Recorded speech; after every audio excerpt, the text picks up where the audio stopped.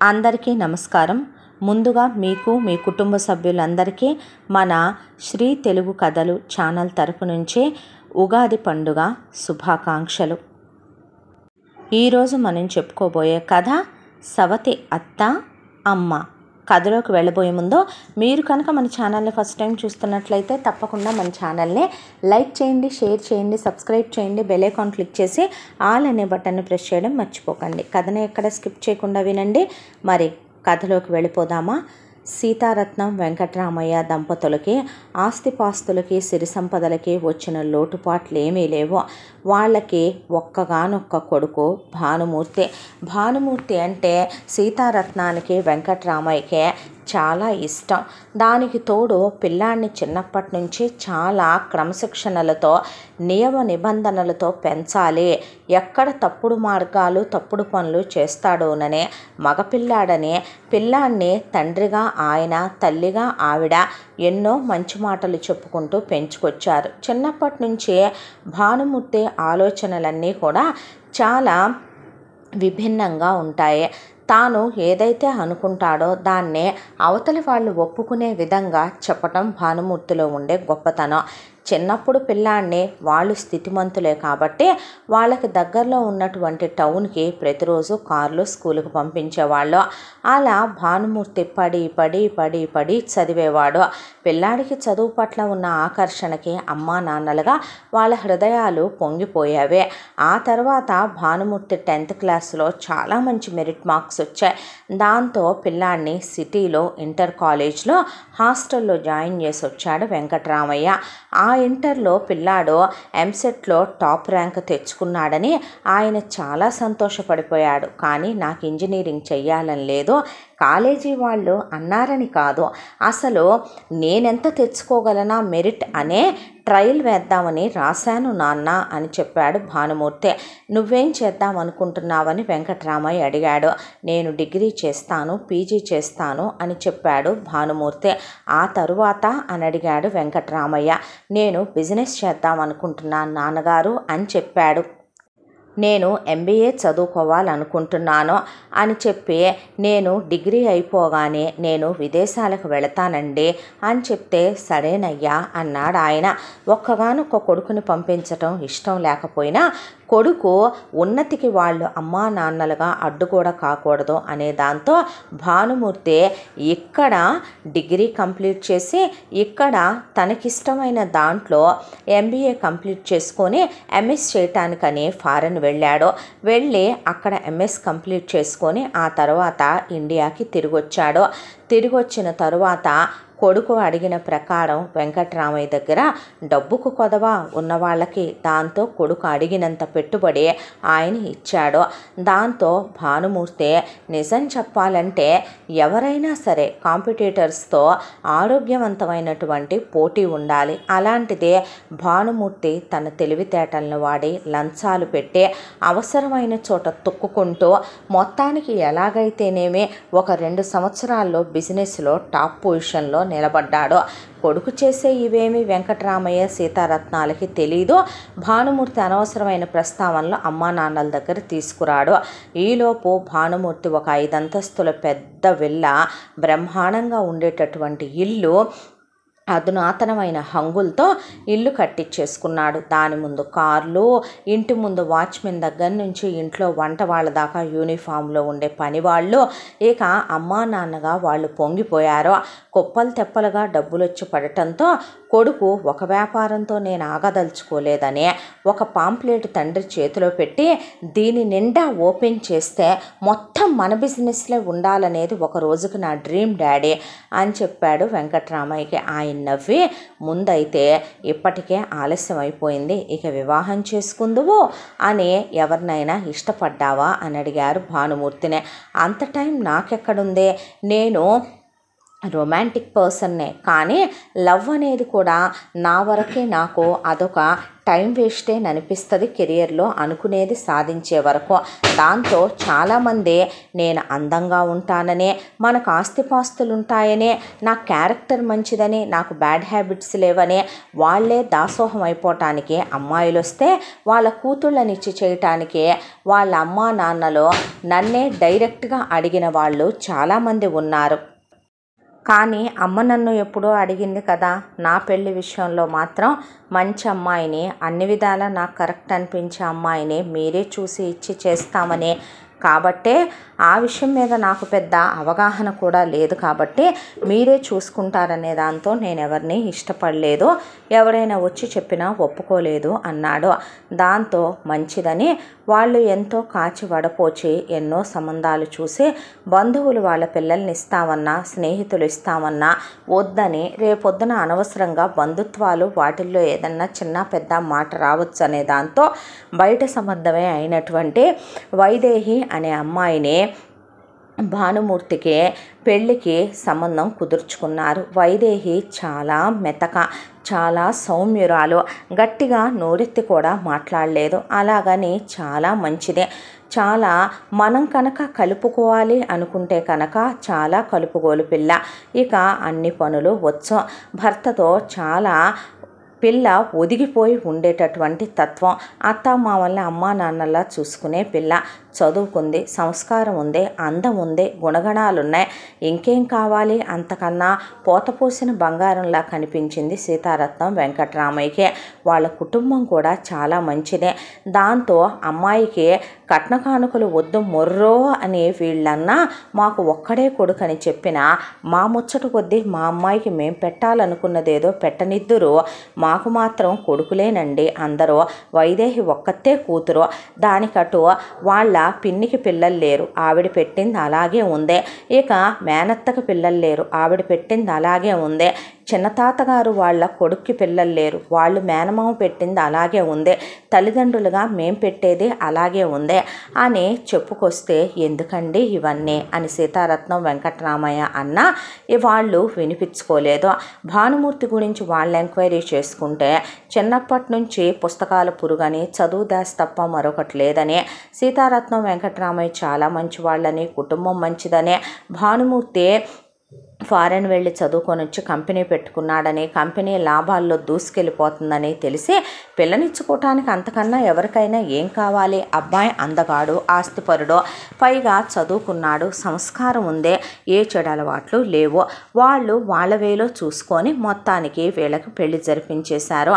వైదేహి భానుమూర్తి భార్యగా ఇంట్లో అడుగుపెట్టిన తర్వాత సీతారత్నం వెంకట్రామయ్య అటు ఇటు మనుగుడుపులు 16 రోజుల పండుగ అయిపోయిన తర్వాత వెళ్ళి కోడల్ని కొడుకుతో పాటు కొత్త కాపురం పెట్టించి కావలసిన సరుకులు అవన్నీ కూడా చూసుకుని వంటమ్మాయికి జాగ్రత్తలు చెప్పి, పని వాళ్ళకి జాగ్రత్తలు చెప్పి, చూసుకోమ్మా అని కోడలికి అన్నీ చెప్పి, కోడలు వస్తూ పుట్టింటి దగ్గర నుంచే చుట్టాలు పెట్టిని, వాళ్ళ పుట్టింటి వాళ్ళు పెట్టిని 7 వారాల నగలు తెచ్చిందే. సీతారత్నం దగ్గర ఇంకొక 7 వారాల కుప్ప అలాగే ఉంటే కోడలికి పెళ్లిలో పెట్టేసింది ఆవిడ.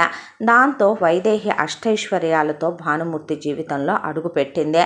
వైదేహి రొమాంటిక్ లైఫ్లో భానుమూర్తి తన ఎక్స్పెక్టేషన్స్కి రీచ్ అయ్యేలా ఉండదనేది అతనికి చిన్న కినుక. వైదేహి భర్త ఏది చెప్తే అది వింటం తప్ప భర్త మీద పడిపోవటం, భర్తని నాకు ఇలా కావాలి, అలా కావాలి, ఇది కావాలి, అది కావాలి, అక్కడికి వెళ్దాం, ఇక్కడికి వెళ్దాం, అది కొనిపెట్టు, ఇది కొనిపెట్టు, నాకు ఇదంటే ఇష్టం, అదంటే ఇష్టం అని తన వాటిని అతని మీద రుద్దేదో, అతనికి తగిన విధంగా ఆవిడ నడుచుకుంటూ వెళ్ళిపోవటం మాత్రమే ఆవిడకి తెలిసిన విషయం. ఎవరో భార్యాభర్తల్లో ఒకళ్ళకి ఒకళ్ళు అనువుగా ఉండి సర్దుకుపోతే సంసారాలు బాగుంటాయి అనేది ఆవిడకి ఆవిడ తల్లిదండ్రులు నేర్పించినటువంటి సంస్కారం.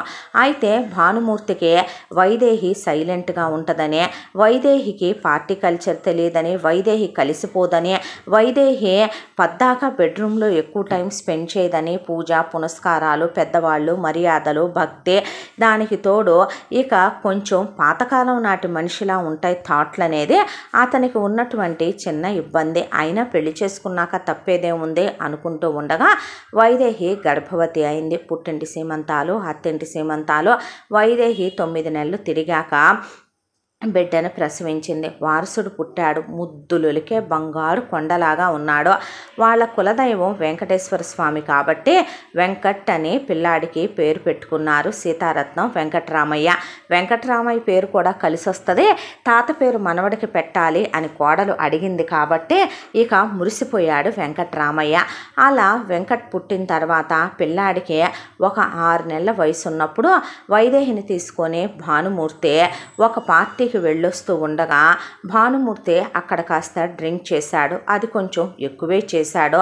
డ్రైవరు అక్కడ నేను వస్తాను అన్నా నువ్వు వద్దు వెళ్ళిపోమని డ్రైవర్ని పంపించి సెల్ఫ్ డ్రైవ్ చేసుకుంటూ వస్తూ వైదేహికి ఆయన సీట్ బెల్ట్ పెట్టలేదు, తను పెట్టుకోలేదు. గాలి వర్షం తుఫాన్లో బయలుదేరి యాక్సిడెంట్ చేసేసాడు. ఆ యాక్సిడెంట్లో భానుమూర్తికి చిన్న చిన్న దెబ్బలు తగిలినా వైదేహి ప్రాణాలు కోల్పోయింది. దాంతో వైదేహి తల్లిదండ్రులు కూర్చుండిపోయారు. సీతారత్నం వెంకట్రామయ్యకి అసలు ఏం మాట్లాడాలో మాట పలుకు అర్థం కాలేదు. పంచ ప్రాణాలు కోడలంటే వీళ్ళకే. దాంతో ఇక వైదేహి పుట్టింటి వాళ్ళు మా బిడ్డే పోయిన తర్వాత మీరు అల్లుడు గారికి ఇంకో పెళ్లి చేయండి, మా మనవడిని తీసుకెళ్ళి మేము పెంచుకుంటామంటే సీతారత్నం వెంకట్రామయ్య చాలే ఊరుకోండమ్మా, పోయింది మా కోడలు కాదు మా కూతురు, తనతోనే రుణబంధాలు తీరిపోయినాయి అనుకుంటున్నారా? ఆ బంగారు తల్లి మా నట్టింట్లో ఎప్పుడూ తిరుగుతూనే ఉంటుంది మా మనసుల్లో.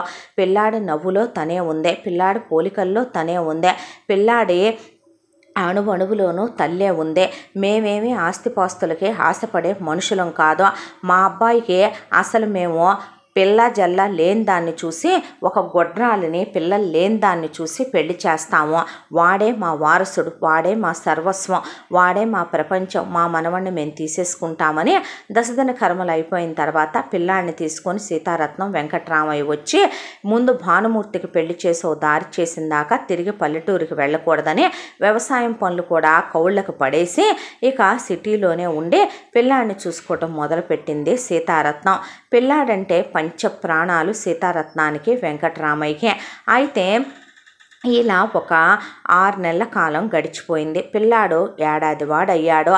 పిల్లాడు ఏడాది వాడైతే పిల్లాడి తల్లి పేరు మీద ఉన్న ఆస్తి ఏదైతే ఉందో అది మొత్తం వెంకట్రామయ్య ఈ 6 నెలల కాలంలో వియ్యాల వారిని పిలిపించి మా అబ్బాయికి ఎటు ఆస్తి అక్కర్లేదు, మాకు దాని మీద ఆశ లేదు, పసివాడి పేరు మీదకి దాన్ని తర్జుమా చేయించండి అని మొత్తం తల్లివైపు ఆస్తి అంతా వెంకట్ పేరు మీదకి మార్చి రాయించేశాడు వెంకట్రామయ్య. ఎందుకండి అంది సీతారత్నం. ఏమో రేపొద్దున 33వ నాడు ఎవరు ఎలా మారుతారో. కాలం ఎవరి చేతిలో ఉండదు రత్నం, అది దాని చేతిలోనే ఉంటుంది. మనుషులు కదా, మనసులు కదా, మాటలు కదా మారుతూ ఉంటాయి అన్నాడు ఆయన. మీరేం చేసినా మంచికేగా అనేసింది ఆవిడ.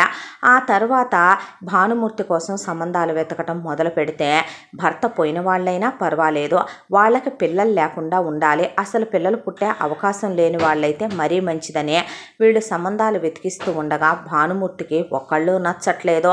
దాంతో ఫైనల్గా ఇక ఒక అమ్మాయి విలక్షణ అనే అమ్మాయి సంబంధం తీసుకొచ్చారు. అయితే ఆ అమ్మాయికి అన్నీ కరెక్ట్గానే ఉన్నాయి.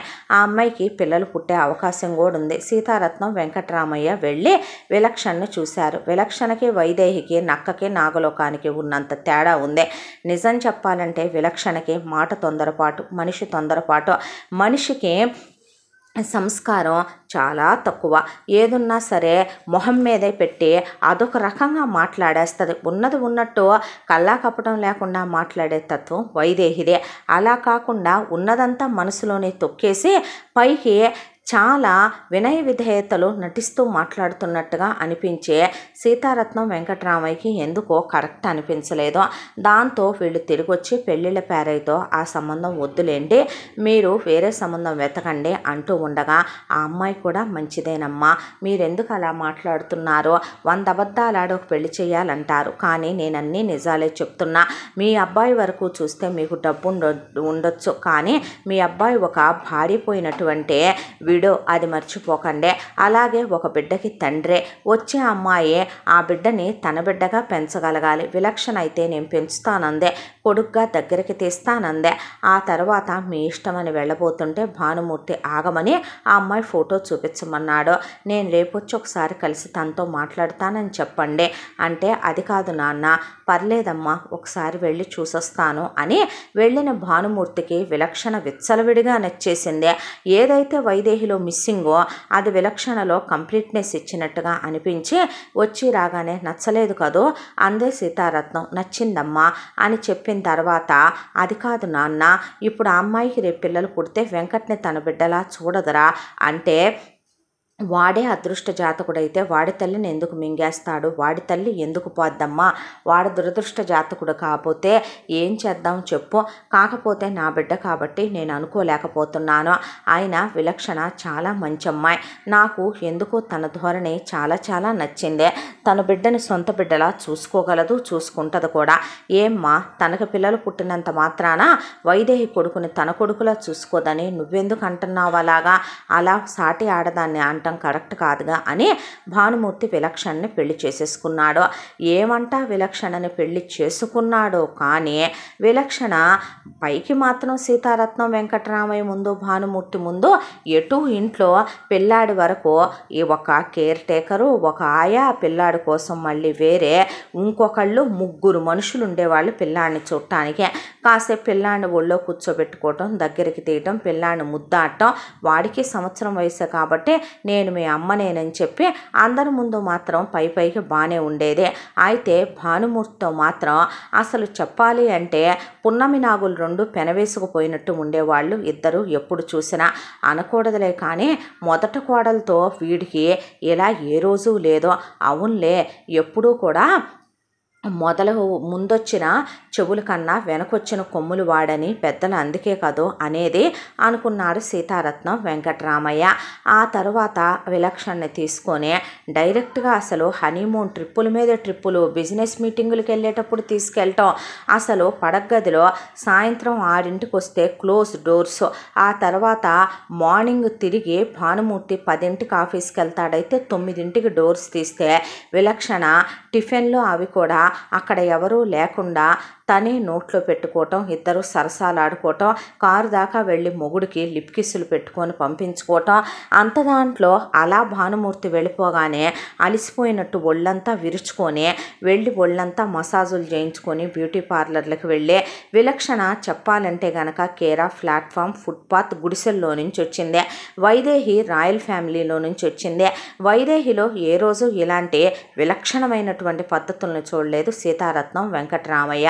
ఇక భానుమూర్తి ఎక్కడ వెంటనే మళ్ళీ పిల్లల్ని కనకపోతే ఏంటో అన్నట్టుగా విలక్షణని అప్పుడే పిల్లల్ని కనొద్దులే అని సీతారత్నం వెంకటరామయ్య చెప్పిన వెంటనే గర్భవతి అయింది. గర్భవతి అవగానే 9 నెలలు తిరిగేసరికి మొత్తానికి ఒక మగపిల్లాడిని ప్రసవించింది. పిల్లాడి పేరు అభినవ్ అని పెట్టుకున్నారు. పెట్టుకున్న తర్వాత నేను ఇంకా కూతుళ్ళని కంటానత్తయ్యా అని కూర్చుంది విలక్షణ. ఆహా, కంటావు, ఇప్పటికీ ఉన్నది మొత్తం ఆస్తి ఇద్దరు పిల్లలకి చెరో సగం. నువ్వు పుట్టింటి దగ్గర నుంచి తీసుకొచ్చిన కోట్లేమీ లేవు కదమ్మా. వాడు సంపాదించిన దాంట్లో ఇద్దరు వాడు చేసుకున్న పెళ్ళాలకు పుట్టిన పిల్లలు వాడి రక్తమే కాబట్టి చెరసగం ఇవ్వాలి. నీ వరకు నువ్వు ఇప్పుడు కంటావు 10 మంది కూతుళ్ళనే. అందరికీ రేపు వాటాలు వేసేటప్పుడు న్యాయ ప్రకారం ఇద్దరు పెళ్ళాలని 2 సగాలు వెయ్యాలా, లేదంటే నువ్వు కనే వాళ్ళందరికీ వాటాలు ఇచ్చి ఏం చెయ్యాలి? ఇప్పుడు ఆ గొడవలో గోళ్ళు అన్నీ ఎందుకో? అసలు మేము పిల్లల్లేనమ్మాయినే ఇచ్చి చేద్దాం అనుకున్నావు. కన్నావుగా, నీకు కొడుకే పుట్టాడుగా, వారసుడే వచ్చాడుగా, ఇక చాలే కానీ ఆపరేషన్ చేయించుకోమంటే నేను చేయించుకోనందు మొదలు. తర్వాత హాస్పిటల్కి వెళ్ళాక డాక్టర్ కాళ్ళ మీద పడి నాకు ఇంకా పిల్లల్ని కనాలనుంది, బలవంతంగా ఆపరేషన్ చేయిస్తున్నారంటే ఆ డాక్టరు వెంకటరామయ్య గారికి బాగా తెలుసు. ఆవిడ బయటకు వచ్చి ఈవిడ విల్లింగ్గా లేదండి, ఒకవేళ మీరు ఆపరేషన్ చేయించినా ఈవిడతో ఒక ప్రమాదం ఉంది. ఏంటంటే కణాలనే తృష్ణ ఉన్న వాళ్ళు ఓపెన్ చేయించుకుంటే మళ్ళీ పుట్టే ఛాన్సులు ఉందని చెప్పేసరికి ఆహా అలాగా అమ్మా, మీ ఆయన కూడా డాక్టరేగా అని అడిగాడు వెంకటరామయ్య. అవునండి అంటే తెల్లారి భానుమూర్తిని తీసుకెళ్ళి మొత్తం మాట్లాడి ఉంచే భానుమూర్తికి పిల్లలు లేకుండా ఆపరేషన్ చేయించి తీసుకొచ్చేసాడు వెంకటరామయ్య. దాంతో విలక్షణ మొహం నల్లగా మాడిపోయింది. ఏం మాట్లాడలేదు సీతారత్నం వెంకటరామయ్య. దాంతో ఇక భానుమూర్తికి కొన్నాళ్ళుండి తగ్గిన తర్వాత విలక్షణకి తనకే ఫుల్ టైం గడపటానికి బెడ్రూమ్లో పిల్లలు అడ్డుగా ఉన్నారని, పిల్లాడు పద్దాక పాలు పాలు అంటున్నాడని పిల్లాడితో పాలు మానిపిచ్చేసి పిల్లల్ని చూసుకోవటం నా వల్ల కావట్లేదు, వెంకట్ని చూసుకోవటం అసలే కాదు, అభిని చూసుకోవటం కూడా నా వల్ల కాదని విసుక్కోవటం, పద్దాక ఒంట్లో బాగాలేదంటాం, పడకటింట్లో మొగుడిని మీద చెయ్యొద్దని చెప్పడంతో ఇదంతా గమనిస్తున్న సీతారత్నం వెంకటరామయ్య పిల్లలిద్దరినీ మేము తీసుకెళ్ళిపోతాం లేరా, చిన్నప్పుడు నిన్ను టౌన్కు పంపించి చదివించలా, అలాగే చదివిస్తాంలే అంటే మరీ మంచిదే అని తీసుకెళ్ళిపోమన్నాడు భానుమూర్తి వాళ్ళ ప్రైవసీకి ఎక్కడ పిల్లలు అడ్డోనని. దాంతో వెంకట్నే అభినవ్ని తీసుకొని సీతారత్నం వెంకటరామయ్య తిరిగి పల్లెటూరు చేరుకుని పిల్లల్ని ఆ పక్కనే ఉన్నటువంటి కాన్వెంట్లో జాయిన్ చేసి రోజు కారులో పంపిస్తూ ఆవిడ పిల్లలిద్దరినీ దగ్గర కూర్చోబెట్టుకొని అన్నయ్య రాముడని నువ్వు లక్ష్మణుడు అని, అన్నయ్యకి ఏమీ తెలియదని, అన్నయ్య చాలా మంచోడని, అన్నయ్యకి అన్నీ నువ్వే అయి చూసుకోవాలని, అన్నయ్యకి వాళ్ళమ్మ పోయిందని, మీ అమ్మ అమ్మలా చూసుకుంటుందని మీ నాన్న చేసుకొని తీసుకొచ్చాడని, మీ అమ్మ నిన్నే చూసుకోలేనంత సోమరిపోద్దాన్లా తయారైందని, నువ్వే అన్నయ్యకే అన్నీ అయ్యి చూసుకోవాలి నాన్న, అన్నయ్య వైదేహి పెద్దమ్మలాగా చాలా మెతక, నోట్లో వేలు పెడితే కొరకలేడు, బయట ప్రపంచం తెలియదు, బయట లోకం తెలియదు, ఎలా బ్రతకాలో తెలియదు, నువ్వే చూసుకోవాలి చిన్నోడా, అన్నీ నువ్వే అయి ఉండాలయ్యా అని పిల్లలిద్దరినీ మాత్రం మంచి డియోలాగా పెంచుకొచ్చారు సీతారత్నం వెంకటరామయ్య. చెప్తే తప్ప ఇద్దరు తల్లులకు పుట్టారనే విషయం అసలు బయట ప్రపంచానికే తెలియని కూడా తెలియదు, అంత ప్రేమగా ఉంటారు ఇద్దరు. అభినవ్దే అల్లరి చలాకితనం సరదాగా ఉంటాడు, వెంకట్దే నెమ్మది, ఎంత భారం మోపినా భరిస్తాడో, ఎంత ఓర్పు ఎంత సహనం అంటే అన్నిటినీ తను భరించటమే తప్ప బయటికి బరస్ట్ అవటం అంటే ఏంటో తెలియదు, ఎప్పుడు చిరునవ్వే ఉంటుంది ముఖం మీద. అభినవ్ ఎవరైనా ఏదైనా అన్నారంటే వాళ్ళ అంతు తేల్చిందాకా వదిలిపెట్టడో. పిల్లలిద్దరినీ ఇక ఎంతో క్రమశిక్షణతో మంచి పద్ధతులు విలువలు నేర్పుతూ పెంచుకొచ్చేసింది సీతారత్నం. ఆ తర్వాత పెద్ద పిల్లాడిదే ఇంటర్మీడియట్లో ఉన్నప్పుడు, రెండో పిల్లాడు 10th ఉన్నప్పుడు వెంకటరామయ్య ఒక రాత్రి పడుకొని దైవ సన్నిధానానికి చేరుకున్నాడు. ఆ తర్వాత పల్లెటూరులో ఉన్న పొలాలు కౌళ్ళకు పడేసి ఇక సీతారత్నాన్ని పిల్లలిద్దరినీ తీసుకొని మొత్తానికి సిటీ రాక తప్పలేదు భానుమూర్తి. అక్కడికి వచ్చిన తర్వాత కూడా విలక్షణ ఒకవైపున సవతి కొడుకుని కానీ తన కొడుకుని కానీ దగ్గరికి తీసిందే లేదు, పట్టించుకుందే లేదు. పిల్లలిద్దరూ అప్పటి వరకు ఒకే గదిలో ఉండేవాళ్ళు నానమ్మ తాతయ్య దగ్గర. అయితే ఇక్కడికి వచ్చాక వేరువేరు గదులు కేటాయించింది విలక్షణ. అభినవ్కి మంచి వ్యూ ఉండే రూము, అభినవ్ గదిలో 2 ఏసీలు, అభినవ్కి స్పెషల్గా డన్లప్ పరుపు మంచం, రోజువుడ్ టేకుతో చేసిన, ఇలా చాలా స్పెషల్గా చూసింది తన కొడుకు విషయంలో. ఏ రోజు సవతి కొడుకుని తన కొడుకు అనుకున్నదే లేదు, సవతి కొడుకుని తన కొడుకులా తను పెంచాలనుకుందే లేదు, అమ్మ ప్రేమ అందించాలని ఎప్పుడూ అనుకుంది లేదు. కానీ వెంకట్కి చాలా నార్మల్ సాదాసీదా రూము, మామూలుగా ఏసీ ఉండి మామూలుగా మంచాలు మామూలుగా పరుపులు ఉండే గదే ఇచ్చిన వెంకట్ మాత్రం ఎప్పుడూ దాన్ని తప్పుగా తీసుకునేవాడు కాదు. సీతారత్నం చూసి కూడా ఏమీ మాట్లాడలేని పరిస్థితి. అన్నీ తెలిసిన కొడుకే మౌనంగా ఊరుకుంటున్నాడనే బాధ ఆవిడదే. అయితే అభినవ్ మాత్రం నేను ఒక్కడనే ఎందుకుంటాను అని అన్నను కూడా తీసుకుని వెళ్ళి నానమ్మని తీసుకుని వచ్చి తన గదిలోనే నానమ్మనే మంచంలో మధ్యలో పడుకోబెట్టుకొని అన్నను పక్కన పడుకోబెట్టుకొని తనకు పక్కన పడుకునేవాడు కాలు చేయి వేసుకొని. మనవాళ్ళ మంచితనానికి పొంగిపోయేది సీతారత్నం. పిల్లలు ఏం తింటారు, పిల్లలు ఎన్నింటికి లేస్తారో, పిల్లలు ఏం చదువుతున్నారు, పిల్లలకి క్యారియర్లో ఏం పంపాలి, పిల్లలు ఎప్పుడు బయటికి వెళ్తారు అనే విషయాలన్నీ సీతారత్నానికే తెలుసు. దానికి తగినట్టుగానే ట్రైనింగ్ ఇచ్చుకుంటూ వచ్చేసింది ఇంట్లో వంట మనుషులకి. ఇంట్లో పని వాళ్ళందరూ మంచివాళ్ళు. ఒకే ఒక్క పని మనిషిని మాత్రం వాళ్ళ పుట్టింటి ఊరు నుంచి తీసుకొచ్చుకుంది విలక్షణ. తీసుకొచ్చుకొని కూడా ఎప్పటి నుంచో ఎన్నో సంవత్సరాల నుంచో తన పర్సనల్ అసిస్టెంట్గా నియమించుకుంది. ఇక దాని విషయానికి వస్తే దానికి పర్సనల్గా ఒక సర్వెంట్ క్వార్టర్స్, దాని వరకు మాత్రం ఎప్పుడు 24 గంటలు ఇక విలక్షణ వెంటే అలా పడి తిరుగుతూనే ఉంటుంది. విలక్షణకి ఏది కావాలో ఏదక్కర్లేదో మొత్తం తెలిసిన ఏకైక వ్యక్తి ఆ పని మనిషే. అసలు విలక్షణ ఏదైనా చెప్పింది అంటే ప్రాణం పోయినా అది మంచి బయటికి రానివ్వదో చెడు బయటికి రానివ్వదో ఆ విషయం సీతారత్నానికి కూడా తెలుసు. ఆవిడ అసలు పట్టించుకునేది కాదు. ఆ తర్వాత పెద్ద పిల్లాడిది ఇంటర్ కంప్లీట్ అయిన తర్వాత ఇక ఇంజనీరింగ్కి వెళ్ళబోతున్నాడు అనగా చిన్నపిల్లాడు ఇంటర్కి వచ్చాడు అనగా సీతారత్నం కూడా చిన్నపిల్లాడిని పిలిచి చిన్నపిల్లాడి చేతిలో పెద్ద పిల్లాడిని పెట్టి మొత్తానికి కాలం చేసేసింది ఆవిడ.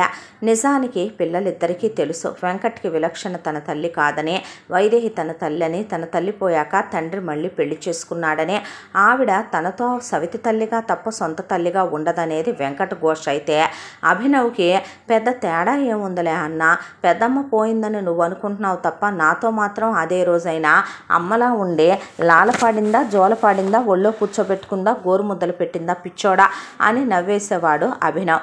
ఇక వెంకట్ ఆ తర్వాత బీటెక్ చేసి ఎంబీఏ చేశాడు.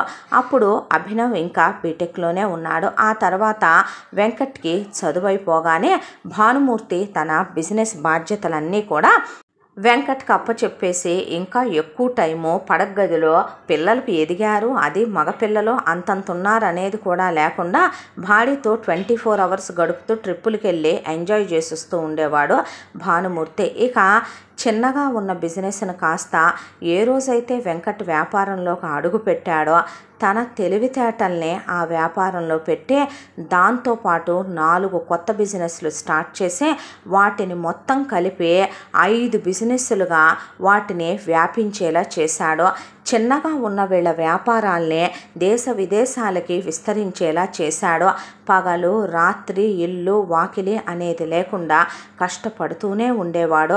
ఇంత దాంట్లో ఏ రోజు కూడా విలక్షణ వెంకట్ని ఇలా చేశావని మెచ్చుకుంది లేదు. భానుమూర్తి అది నీ రెస్పాన్సిబిలిటీ, ఇంటి పెద్ద కొడుకుగా నువ్వు చూసుకోవాలి అంటే ఆయన వాడికి అంత బాధ్యత ఎందుకు చెప్పారండి, కాస్త 4 ఏళ్ళు ఆగితే కనుక చిన్నోడు కూడా వెళ్తే ఇద్దరు కలిసి చూసుకునేవాళ్ళు కదా, ఈలోపు నేను నీతో టైం స్పెండ్ చేయాలనుకోవట్లా, నేను నీతో టైం స్పెండ్ చేయాలనుకుంటే నాకు ఫుల్ టైం అక్కడే సరిపోతుంది, అయినా వాడికి కూడా రెస్పాన్సిబిలిటీస్ తెలియాలి కదా, వాడికి తెలిస్తేనేగా చిన్నోడికి తెలిస్తే అంటే పర్లేదులే పెంచుతున్నాడుగా పెంచని బిజినెస్ని అని మెదలకుండా ఊరుకొని ఇక అసలు నేను రెండో పెళ్లి సంబంధమైన నిన్నెందుకు చేసుకున్నానో మొత్తం సామ్రాజ్యానికంతా నా కొడుకుని సామ్రాట్టుని చెయ్యాలనే నాకు కోరిక కలిగి నీతో నేను సుఖపడుతున్నాను, నేను అనుభవించాలనుకున్న జీవితాన్నంతా నేను అనుభవించడం కోసం నిన్ను పెళ్లి చేసుకున్నాను, ఆ సుఖానికి నా కొడుకైనా అడ్డేనని ఆయా కింద నీ అమ్మ పెంచడానికి ఉంది కాబట్టి దాని దగ్గరకు పంపించాను, ఇప్పుడు మొత్తం పట్టం నా కొడుకే కట్టాలి కానీ వీడెప్పుడైనా నా కొడుకు కింద కాలు కింద వీడు పనిచేయాలి, నా కొడుకు మహారాజు వీడెప్పటికీ సైనికుడే అనుకుంది విలక్షణ మనసులో. అయితే ఇలా రోజులు గడిచిపోతూ ఉండగా వెంకట్కి పెళ్లి చేయరా అని భానుమూర్తిని చాలామంది అడిగారు. అప్పుడే ఏం పెళ్ళి, ఎందుకు పెళ్ళి ఇప్పుడే చేయటం అనేసింది విలక్షణ. ఆ మాటకి కొన్నాళ్ళు ఇంకా కెరియర్లో సెటిల్ అవుతాళ్లే, కొన్నాళ్ళు ఆగాక చేయొచ్చులే అంది. ఈలోపు తన కొడుకు చదువు అయిపోద్దులే, తన కొడుకుని బిజినెస్లోకి దించేయచ్చులే అనేది విలక్షణ ఐడియా. అయితే నలుగురు 4 రకాలుగా మాట్లాడుకోవటంతో ఒళ్ళు మండిపోయిన అభినవ్ చెయ్యకుండా అందరూ అమ్మా నాన్నలు ఎవరిని లవ్ చేసావు అని అడుగుతారు పిల్లల్ని, వాడింకా ఎవరిని లవ్ చేయకుండా అలాగే ఉన్నాడంటే మంచి అమ్మాయిని చూసి పెళ్లి చేయొద్దా, ఏ వయసులో జరగాల్సినవి ఆ వయసులో జరగొద్దా, ఏ డాడీ ఎప్పటికీ కూడా మమ్మీతో నువ్వు ట్రిప్స్ ఎంజాయ్మెంట్లు క్లోజ్నెస్ మీ ఇద్దరి మధ్య ఏమీ పొడపొచ్చాలు లేవు కదా, అలాంటిది మేము వయసుకు వచ్చామనే విషయం గుర్తిస్తే బాగుంటుంది, ఇప్పుడు పెళ్లి చేయక ఎప్పుడు పెళ్లి చేస్తావు డాడీ, వాడికి అసలేమైనా ఎంతవరకు ఆలోచించకుండా ఉన్నారంటే మిమ్మల్ని ఏమనుకోవాలో నాకు అర్థం కావటం లేదు అనేసేపాటికి చేసేద్దాంలే అన్నాడు విలక్షణతో భానుమూర్తి. అది కాదు, ఒక 2-3 ఏళ్ళు ఆపితే దేనికి ఆపాలమ్మా, 2-3 ఏళ్ళు ఎందుకు ఆపాలి అన్నాడు అభినవ్. వీడొకడు నా ప్రాణానికి రావణాసురుడు కొలువులో విభీషణుల్లాగా సవట సన్నాసి అనుకుంది విలక్షణ. అనుకున్న తర్వాత ఇక వెంకట్ కోసమని సంబంధాలు చూడటం మొదలు పెడితే అనుకోకుండా ఆ సంబంధాలు తీసుకొచ్చిన పెళ్ళిళ్ళ పేరైతో విలక్షణ మాట్లాడుకొని పనికిమాల సంబంధాలు, డబ్బా సంబంధాలు, చెత్త సంబంధాలు, వేస్ట్ సంబంధాలు, గాలికి తిరిగి తిరిగినటువంటి పనికిమాలిన రకాల సంబంధాలన్నీ వేరు చేసి వాటిల్లోంచి ఒకటి సెలెక్ట్ చేసుకుంటాళ్లే, వాడికి ఎవత్తైతే ఏముందన్నట్టుగా పక్కన పెట్టించి ఉంచిందే. వెంకట్ ఇంటికి రాగానే వీటిల్లో నుంచి ఒకటి సెలెక్ట్ చేసుకోమని చెప్పింది విలక్షణ. అసలు వీళ్ళు తన పెళ్లి గురించి మాట్లాడుకుంటున్నారని ఇదంతా వెంకట్కి అప్పటిదాకా తెలియదు. అన్న పెళ్లి సంబంధాలు చూశారంట, చూడొచ్చుగా అన్నాడు అభినవ్. అంటే డాడీ మీకు విషయం చెప్పాలి నేను అన్నాడు వెంకట్. ఏమిట్రా అంటే, నేను కాలేజీలో ఒక అమ్మాయిని ఇష్టపడ్డాను. తన పేరు జానకి. తను చాలా మంచిదే. వాళ్ళది మిడిల్ క్లాస్ ఫ్యామిలీ. వాళ్ళ నాన్నగారిది చిన్న జాబు, వాళ్ళ అమ్మగారు హౌస్ వైఫ్గానే ఉంటారు. జానకి చాలా మంచి అమ్మాయి. నేను తన్నే చేసుకుంటాను నాన్నగారు అని చెప్పేశాడు వెంకట్. దాంతో అభినవ్ అన్నని గట్టిగా కౌగిలించుకొని ముద్దులు పెట్టుకొని, మా బంగారు కొండే సైలెంట్గా ఉన్నావు అనుకున్నాన్రా, మొత్తానికి లవ్ చేసి నాన్న పేరు నిలబెట్టావులే అనేసరికి చాలే ఊరుకో, ఏముందరా వాళ్ళకే అంది విలక్షణ. ఏముంటావంటే ఏంటమ్మా అన్నాడు వెంకట్. వాళ్ళు తినా గొడవ ఉన్నోళ్ళేనా అని అమ్మ ఒక 5-6 వేల కోట్లు తెచ్చిందిగా అన్న, అమ్మ ఎప్పుడు అలాగే మాట్లాడుద్దులే, డాడీ ఎప్పుడు వెళ్ళి మాట్లాడదాం అన్నాడు అభినవ్. నీ తొందరపాటు ఏంట్రా అంది విలక్షణ. అన్న పెళ్ళంటే తమ్ముడిది కాదా ఏంటి హడావిడే, భారత్లో డ్యాన్స్ చెయ్యాలి, నాకు షాపింగ్ చేసుకోవాలి, అన్న బ్యాచులర్ పార్టీలు, మెహందీ హల్దీ సంగీతు, పెళ్ళి వ్రతాలంటే మీ అనుకోండి, ఆ తర్వాత రిసెప్షన్లో ఎన్ని పనులున్నాయి. అన్నది ప్రీ వెడ్డింగ్ షూట్ నేను చాలా స్పెషల్గా ప్లాన్ చేశాను, చేస్తాం వేద్దావా అనుకుంది మనసులో. ఈలోపు వెళ్ళి మాట్లాడితే జానకి వాళ్ళ ఫ్యామిలీ చాలా మంచిదే. వాళ్ళు నిజం చెప్పాలంటే వెంకట్ లాంటి బంగారాన్ని ఎవరు కాదనుకుంటారు. జానకి చాలా ఒబ్బిడిగల పిల్ల. నిజం చెప్పాలంటే వెంకట్ లాగానే చాలా స్లో, చాలా సైలెంట్ జానకి. అయితే వాళ్ళు ఇక వీళ్ళే వచ్చి అడగటంతో మేము కట్న కానుకలవి అంత పెద్దగా ఏమీ ఇచ్చుకోలేమండి, మేము పెట్టగలిగింది ఏదో మా బిడ్డకే పెట్టుకుంటాం అంటే అలాగే మీ ఇష్టం అనేశాడు భానుమూర్తి. ఆ తర్వాత విలక్షణకి ఎక్కడికక్కడ జానకి ఎంగేజ్మెంట్కి తీసుకునే ఉంగరాలు కానీ, తీసుకునే నగలు కానీ, బట్టలు కానీ నచ్చకపోతే పెద్ద పెద్ద సెట్లు అభినవ్ ఈ చూడొదినా అవి చూడొదినా అనే జానకి ఇప్పించేస్తే, పెళ్ళికి కూడా అలాగే ఇప్పించేస్తే, అసలు ఆడాళ్ల విషయాల్లో నీకెందుకు చిన్నోడా ప్రతి విషయం కూడాను అని విలక్షణ అంటే, అదేంటి మమ్మీ అలా మాట్లాడతావో, ఆడేంటి మగేంటి, నీ తర్వాత వదినే కాదా అన్నీ చూసుకునేది అనేసరికి, నిజమేనా రేపు దీనికి ఇంటి పెత్తనం ఇవ్వాలా, తాళాలు ఇవ్వాలా, అధికారాలు చలాయించడానికి వస్తుందా, ఇదే ఎంతైనా ఇది నా కోడలు కాదు కదా, సవితి కోడలు కదా, రేపొద్దున వచ్చిన తర్వాత ఇది మొగుడికి తలగడ మంత్రాలు వేస్తే, ఇప్పుడు ఇది పిల్లల్ని కంటే రేపొద్దున ఆస్తిలో వాటాలు వెళ్తాయా, వారసులు పుట్టుకొస్తారా, పెద్దోడికి ఆస్తి మీద ఆశ పుట్టుకొస్తుందా, నా కొడుకు అన్యాయం జరిగిపోద్దా, పిచ్చుకుపోవటం మొదలైంది విలక్షణకే. ఆ తర్వాత పెళ్ళి అనుకుంటున్న సందర్భంలో జానకి వాళ్ళు దేవుడి దగ్గర మొక్కు తీర్చుకొని వస్తూ ఉండగా కారుకి యాక్సిడెంట్ అయిందే. ఎవరికీ పెద్ద దెబ్బలు తగలలేదు, కానీ డాక్టర్ దగ్గరికి తీసుకెళ్తే డాక్టరు జానకి యూట్రస్కి దెబ్బ తగిలింది, పిల్లలు పుట్టడం కాస్త ఆలస్యం అవ్వచ్చు, పైగా ఆమెనే కాస్త హ్యాండిల్ చేసే విధానం కూడా హ్యాండిల్ విత్ కేర్ అన్నట్టుగా ఉండాలి, రఫ్గా హ్యాండిల్ చేయొద్దనే చెప్పాడు డాక్టర్ వెంకట్కి కూడా. అయితే గొడ్డు ముద్దాన్ని పెళ్లి చేసుకొని ఏం చేసుకుంటాం, పెళ్ళొద్దే ముద్దులే ఆపేయండి అంది విలక్షణ.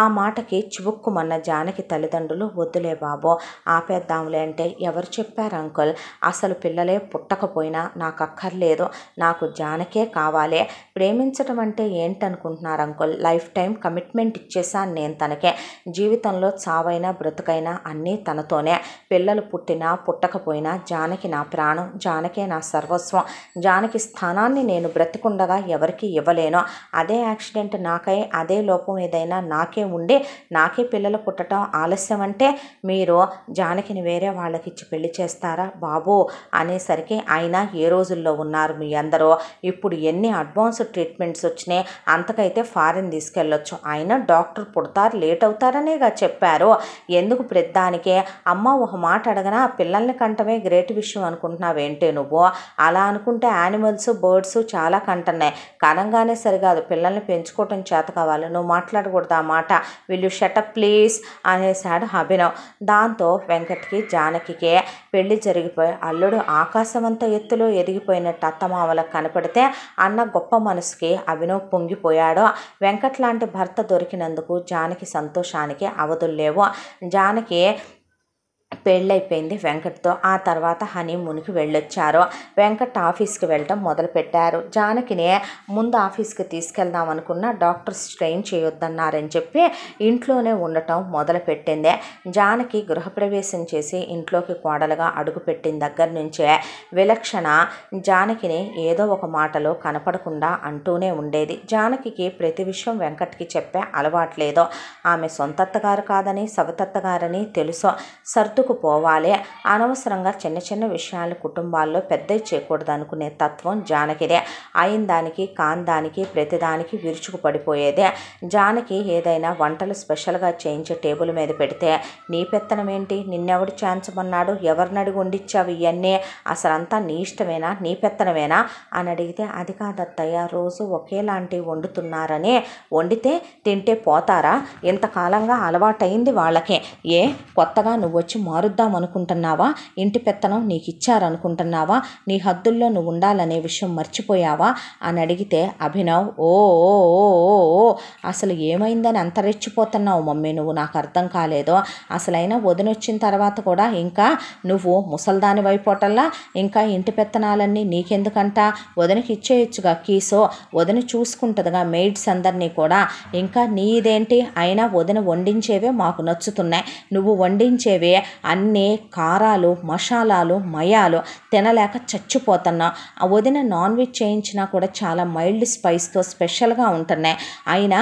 నీ పెత్తనం ఏంటి, మేమేం తినాలనేది కూడా నీకు నచ్చింది నువ్వు వండించుకో, మాకు వదిన వండించిందే నచ్చుతుంది, ప్రతి విషయంలో నువ్వు మరీ ఇంత ఇన్వాల్వ్ అవ్వకో, ఒరే నేనేమైనా నీ పెళ్ళాన్ని అన్నానా అనేసరికి అదేం మాట నువ్వు మాట్లాడిన మాట, నా పెళ్ళాన్ని అంటవేంటి, వదిన ఇంటి కోడలు కాదా, అన్నకి పెళ్ళాం కాదా, డాడీకి అన్న కొడుకు కాదా, నీకు అన్న ఏం కాడా, ఏం మాట్లాడుతున్నావో అర్థమవుతుందా నువ్వు, అయినా నా పెళ్ళాం నువ్వనే లాంటిదైతే రాదులే, నీకు చుక్కలు చూపించేది వస్తుంది, అనవసరంగా నోరు పారేసుకోకు అనేశాడు అభినవ్. అనేసేపాటికి ఇది ఇంకా బాగుంది అనేసి విలక్షణ మాత్రం రోజు అలాగే మాట్లాడుతూ ఉండేదే.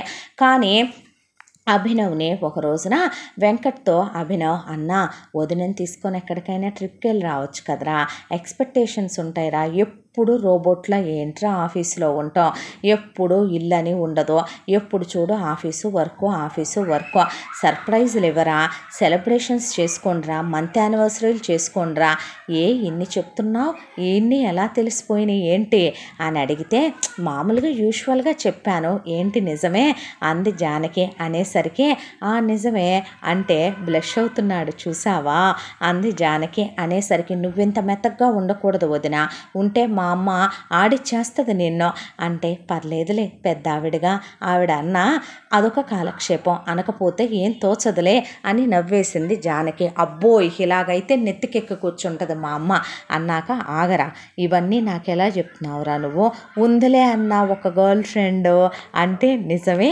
పేరేంటి అని జానకి చేయి పట్టుకుంటే మనస్వి అని నవ్వేసి అక్కడి నుంచి వెళ్ళిపోయాడు అభినవ్.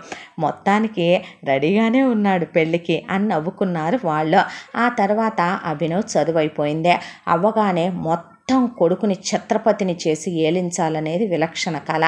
అయితే చదువు అయిపోగానే అభినవ్ నేను బిజినెస్ పెట్టుకోవాలనుకుంటున్నానంటే, నాన్న అంత కష్టపడి రెక్కలు ముక్కలు చేసుకొని ఒక సామ్రాజ్యాన్ని స్థాపించి నాన్న దాన్ని అలా మొదలుపెట్టి కష్టపడితే మీ అన్న చేత దాన్ని అంచెలంచెలుగా ఇంకా విస్తారం చేసి ఎదిగేలా చేస్తే ఇప్పుడు నువ్వు వేరే బిజినెస్ పెట్టుకోవాల్సిన అవసరం ఏంట్రా అని పైకని వాడెటు గొడ్డుమోతోడవుతున్నాళ్లే, వాడికెటు పిల్లలు పుట్టర్లే, వాడికెటు పుట్టిన పుట్టనివ్వను నేననే ముందే ఫిక్స్ అయిపోతే ఆ దేవుడే నా చేతికి మట్టి అంటకుండా పని పూర్తి చేశాళ్లే, నీకు పెళ్లి చేసి కోటీశ్వరరాలనిచ్చి కోట్ల కట్నంతో నేను మొత్తం పట్టం నీకు కడదామనుకుంటే నీకు ఈ బుద్ధి పుట్టిందేంట్రా అని మనసులో అనుకుందే. అయితే నాకు ఈ బిజినెస్లో అవేమీ నచ్చవు, నాకు వాటన్నిటి గురించి ఐడియా కూడా లేదు, అన్నలాగా ప్రతి ఒక్కళ్ళకి సమాధానాలు చెప్పుకుంటూ ఉండటం అంటే నాతో అవ్వని పనే, నా వాడికి నాకు చిన్నప్పటి నుంచే నానమ్మ పక్కనే ఉండి నాకు కుకింగ్ అంటే ఇంట్రెస్ట్ వచ్చేసింది. ఆ తర్వాత నేను పెద్ద అయిన తర్వాత చెఫ్ అవ్వాలనుకున్నాను, కాకపోతే MBA చదవాలి కాబట్టి చదువుకున్నాను, నాకు రెస్టారెంట్ బిజినెస్ ప్లాన్ ఉంది, నేను అదే పెట్టుకుంటాను అని చెప్పాడు అభినవ్. దాంతో భానుమూర్తిని ఇస్తావా ఇవ్వవా అని అడిగేసరికి కొడుకు అంత గట్టిగా అడిగేపాటికి మాట్లాడకుండా భానుమూర్తి చెక్ రాసిస్తే అభినవ్ బిజినెస్ స్టార్ట్ చేసుకొని 1 yearలో వెంకట్ హెల్ప్ చేసి జానకి వెళ్ళి హెల్ప్ చేసి అభినవ్ మంచి సక్సెస్ చూసిన తర్వాత ఇప్పుడు అదే ఉన్న టాప్ హోటల్స్లో ఒకటై నిలబడింది సిటీలో. ఒక రోజున మనస్విని ఇంటికి తీసుకొచ్చి ఈ అమ్మాయిని నేను ప్రేమిస్తున్నాను అని చెబితే ఒరే ఇట్రా అంది విలక్షణ. ఏంటమ్మా బాగా ఉందా వీళ్ళకి, మినిస్టర్ కూతురా లేదంటే పెద్ద రియల్ ఎస్టేట్ వాళ్ళ అమ్మాయా, లేదంటే కనుక ఏముంది అసలు వాళ్ళకి, ఎన్ని కోట్ల రూపాయలు ఆస్తుంది, ఎంత కట్నం ఇస్తారు, మొత్తం మీద ఒక 5-6 వేల కోట్లు ఉందా? ఉందమ్మా, అంబానీ వాళ్ళు నీకు తెలుసో తెలీదో, వాళ్ళకు ఒక కూతురు ఉంది, వాళ్ళ కూతురుకే ఇది కూతురు, నీకు తెలీదా? నిజమా? బయటికి రానిలేదా అంబానీ వాళ్ళు? చానోరుమై అన్నాడు అభినవ్.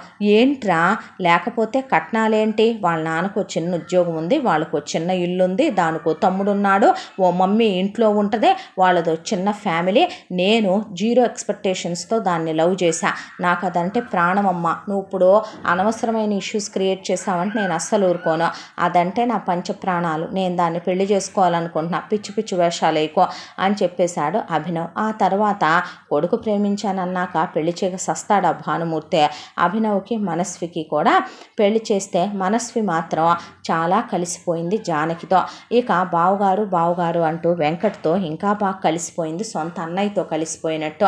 ఈ ఎంగేజ్మెంట్ నగల విషయం, ఉంగరాల విషయం, బట్టల విషయం ప్రతిదీ జానకినే, అక్క ఇది బాగుంటుందా, నన్ను అడగొచ్చు కదా, నేను నీ అత్తగారిని కదా, ఎవరిని అడిగితే ఏంటా అంటే, ఇప్పుడు నీది ఏజ్ అయిపోయింది, నువ్వు ఆ జనరేషన్ సెలక్షన్స్ కదా చెప్తావు, నీకేం తెలుసా నువ్వు నాకు చెప్పటానికి అనేపాటికి విలక్షణ సొంత కోళ్ళు అయిపోయిందని నోరు ఊరుకొని ఇది కొరకరాని కొయ్య, ఇది నాతో క్రైమ్ పార్ట్నర్ కూడా అయ్యేలా లేదు, కర్మకి నా కడుపును పుట్టిన కొడుకు నా క్రైమ్ పార్ట్నర్ అవ్వడు, నేను కట్టుకున్న మొగుడు అవ్వడు, నేను ఇప్పుడు చేసుకొచ్చుకునే కోడలు అవ్వట్లేదు, నా ప్రాణానికి ఏంటో ఇదంతా అనుకుంది విలక్షణ.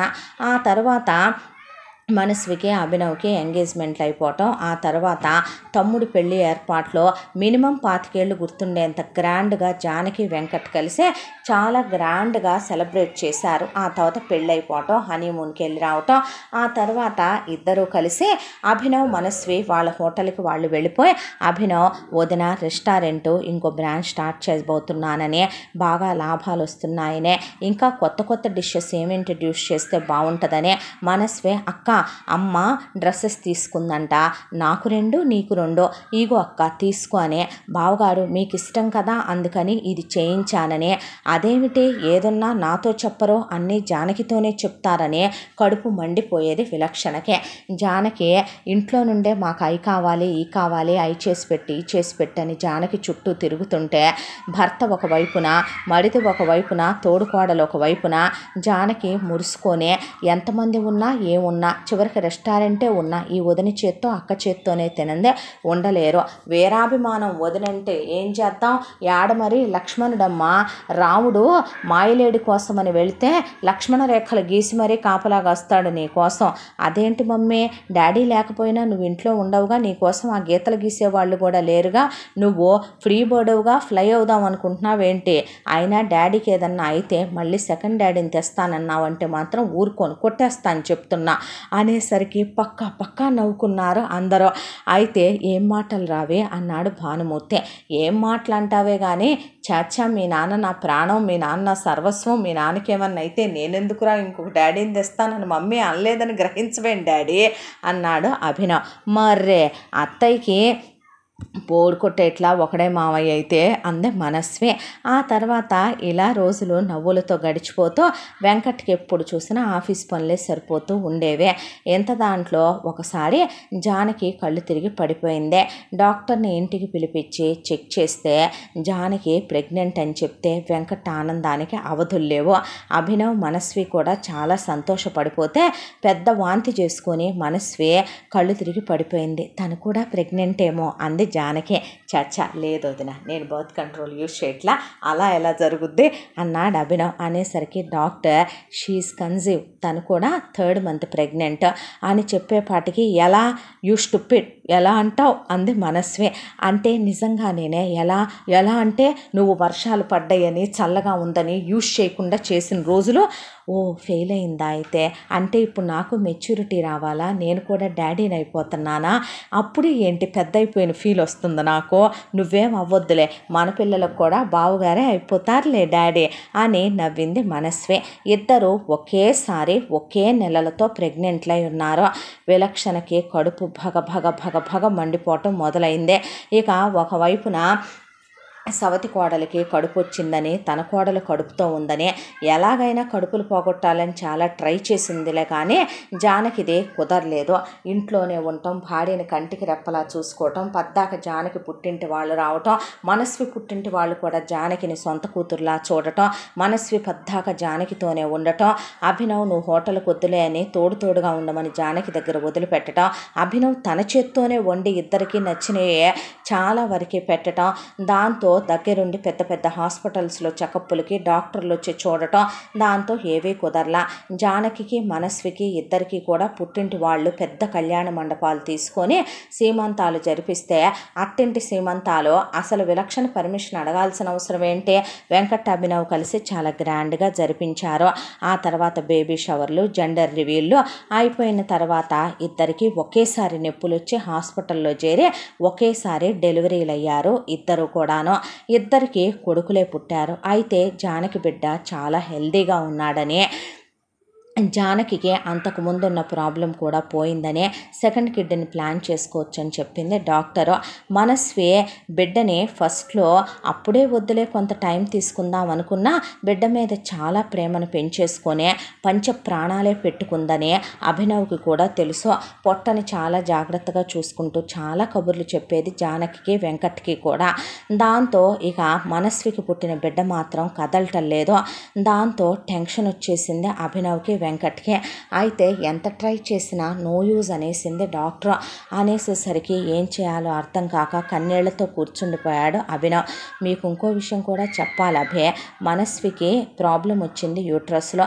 మేబీ తనకి వెంటనే పిల్లల్ని ప్లాన్ చేసుకోకపోవటం మంచిది. మేబీ తనకు పుట్టొచ్చు పుట్టకపోవచ్చు కూడా, ఎందుకంటే అది దైవాధీనం, తనకి యూట్రస్లో ప్రాబ్లం కూడా ఉంది అని చెప్పేపాటికి అభినవ్కి కళ్ళల్లో నీళ్లు తిరిగితే, పోనీ వాడిని తీసుకొచ్చి ఇక్కడ పడుకోబెడితే ఏం మాట్లాడుతున్నావన్నా, వదిన ఎన్ని సంవత్సరాలుగా ఎదురు చూస్తోందో తెలుసా, తల్లికి మాతృత్వం అంటే ఎంత అందమైందన్నా, నువ్వు చేయాల్సిన పనులు కాదురా అవే అంటే, పర్లేదురా జానకి మళ్ళీ పుడతారని చెప్పారు డాక్టరు అని వద్దు అని ఎంత అంటున్నా వెంకట్ వినకుండా జానకి పొత్తిళ్లలో ఉన్న బిడ్డని మనస్వి పక్కనే పడుకోబెట్టి, మనస్వి పొత్తిళ్లలో ఉన్న బాబుని తీసుకెళ్ళి జానకి దగ్గర పడుకోబెట్టాడు. మనస్వి స్పృహలోకి వచ్చిన తర్వాత బాబుని చూసుకొని ముద్దాడి మురిసిపోతే, జానకి మాత్రం పిల్లాన్ని పట్టుకొని వెక్కి ఏడ్చి ముద్దులు పెట్టుకొని, నన్ను అమ్మని చేయకుండానే ఎందుకురా ఇంత బాధ పెట్టి వెళ్ళిపోయావనగానే ఒక్కసారిగా పెద్దగా ఏడ్చి కదలటం మొదలుపెట్టాడు బాబు. ప్రాణం లేసొచ్చింది అభినవ్కి. దాంతో వెంకట్ అభినవ్ దగ్గరకు వచ్చి జరిగింది చెప్పి, అటు బిడ్డని ఇటు బిడ్డని అటు మార్చామని ఎటు పిల్లాన్ని ఆ తల్లి దగ్గరికి చేర్చేద్దాంరా అంటే, వద్దన్నా వదిన, నువ్వు ఇంత దిగజారిపోయావా అని నా వైపు చూసే చూపు, వదిన ఏదైనా అడిగితే తీసుకోవటానికే నేను మానసికంగా శారీరకంగా రెండిటికీ రెడీగా లేను. ఇద్దరు ఒకే ఇంట్లో పెరుగుతారుగా, పెరగని ఎవరు తల్లులైతే ఏంటి, ఎవరు తండ్రి అయితే ఏంటి, మనిద్దరి మధ్య ఉన్నాయా అలాంటి భేదాలు, ఏమీ లేదుగా, ఏం పర్వాలేదులే ఉన్నవ్వు అన్నారు. అన్న తరువాత పోయాడనుకున్నవాడు బతికాడనేసరికి విలక్షణకి గుండె మండిపోయి, ప్రాబ్లం జానకి పోయిందని తెలియకపోవటం వల్ల వీడు పోతాడేమో అనుకుంటే బతికేశాడే అనుకొని కడుపు మండిపోయింది. ఆ తర్వాత పిల్లల్ని తీసుకొచ్చి నామకరణ మహోత్సవాలు చేసుకొని అభినవ్కి పుట్టినటువంటి బాబుకేమో రుద్ర అని వెంకట్ జానకి పేరు పెడితే, ఇక వెంకట్కి పుట్టినటువంటి బాబుకేమో మనస్వి గౌతమ్ అని పేరు పెట్టుకుంది. పిల్లలిద్దరిని ఎంతో ప్రేమగా పెంచుకోవటం మొదలుపెట్టారు జానకి, మనస్వి. ఆ తర్వాత పిల్లలకి అన్నప్రాసన మహోత్సవాలు అయిపోయిన తర్వాత పిల్లల్ని ఉయ్యాల్లో పడుకోబెట్టి పిల్లల మంచి చెడు అంతా తోడుకోడళ్ళిద్దరే చూసుకుంటుంటే, మనస్వి నువ్వు బాబుల్ని చూసుకుంటూ ఉండు, నేను వెళ్ళి పాలు కలిపి తీసుకొస్తానంటే సరే అక్క అంటే, ఈలోపు మనస్వికి పుట్టింటి దగ్గర నుంచి ఫోన్ వచ్చింది. ఫోన్ వస్తే మాట్లాడుకుంటూ సిగ్నల్ రావట్లేదని బయట వసారాలోకి వెళ్ళేసరికి ఇదే అదననుకున్న విలక్షణ ఈలోపు పిల్లలిద్దరినీ తొడపాశాలు పెట్టేపాటికి పిల్లలు బ్యాడ్మని ఏడుస్తుంటే జానకి గుండె కదిలిపోయి పాలు కలిపేదల్లా సీసాల్లో పాలు పోసి అలా పడేసి పరిగెత్తుకుంటూ హాల్లోకి వచ్చేసరికి వంటమ్మాయిని జరగమనమని మెత్తగా తను పొడి కొట్టేసి ఒకటి, ఆ తర్వాత ఆ పొడిని వెంకట్ జానకి పిల్లాడు అనుకొని ఇక తన కొడుక్కి పుట్టినటువంటి రుద్ర పాల సీసాలో కలిపేసింది విషాన్ని విలక్షణ.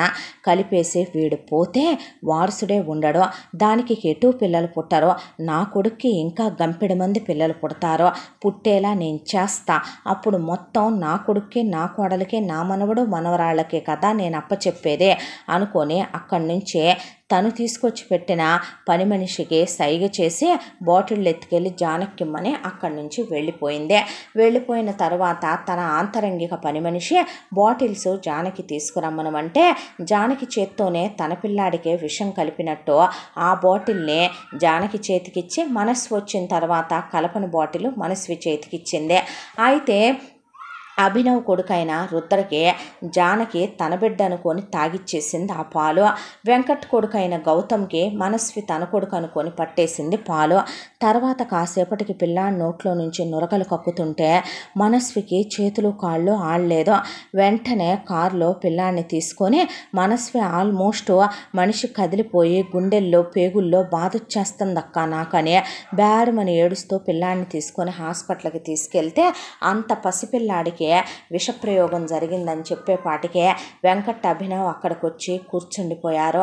వాట్ ఈస్ దిస్ అనేసరికి ఫుడ్ పాయిజన్ కాదు ఇది విషప్రయోగమే అంటే, విషప్రయోగం జరగటం ఏంటి డాక్టర్, నేనే 2 పిల్లలకి పాలు కలిపిందే, ఒకే పాల డబ్బాలోని పాల పౌడర్తో కలిపాను అని చెప్పింది జానకి.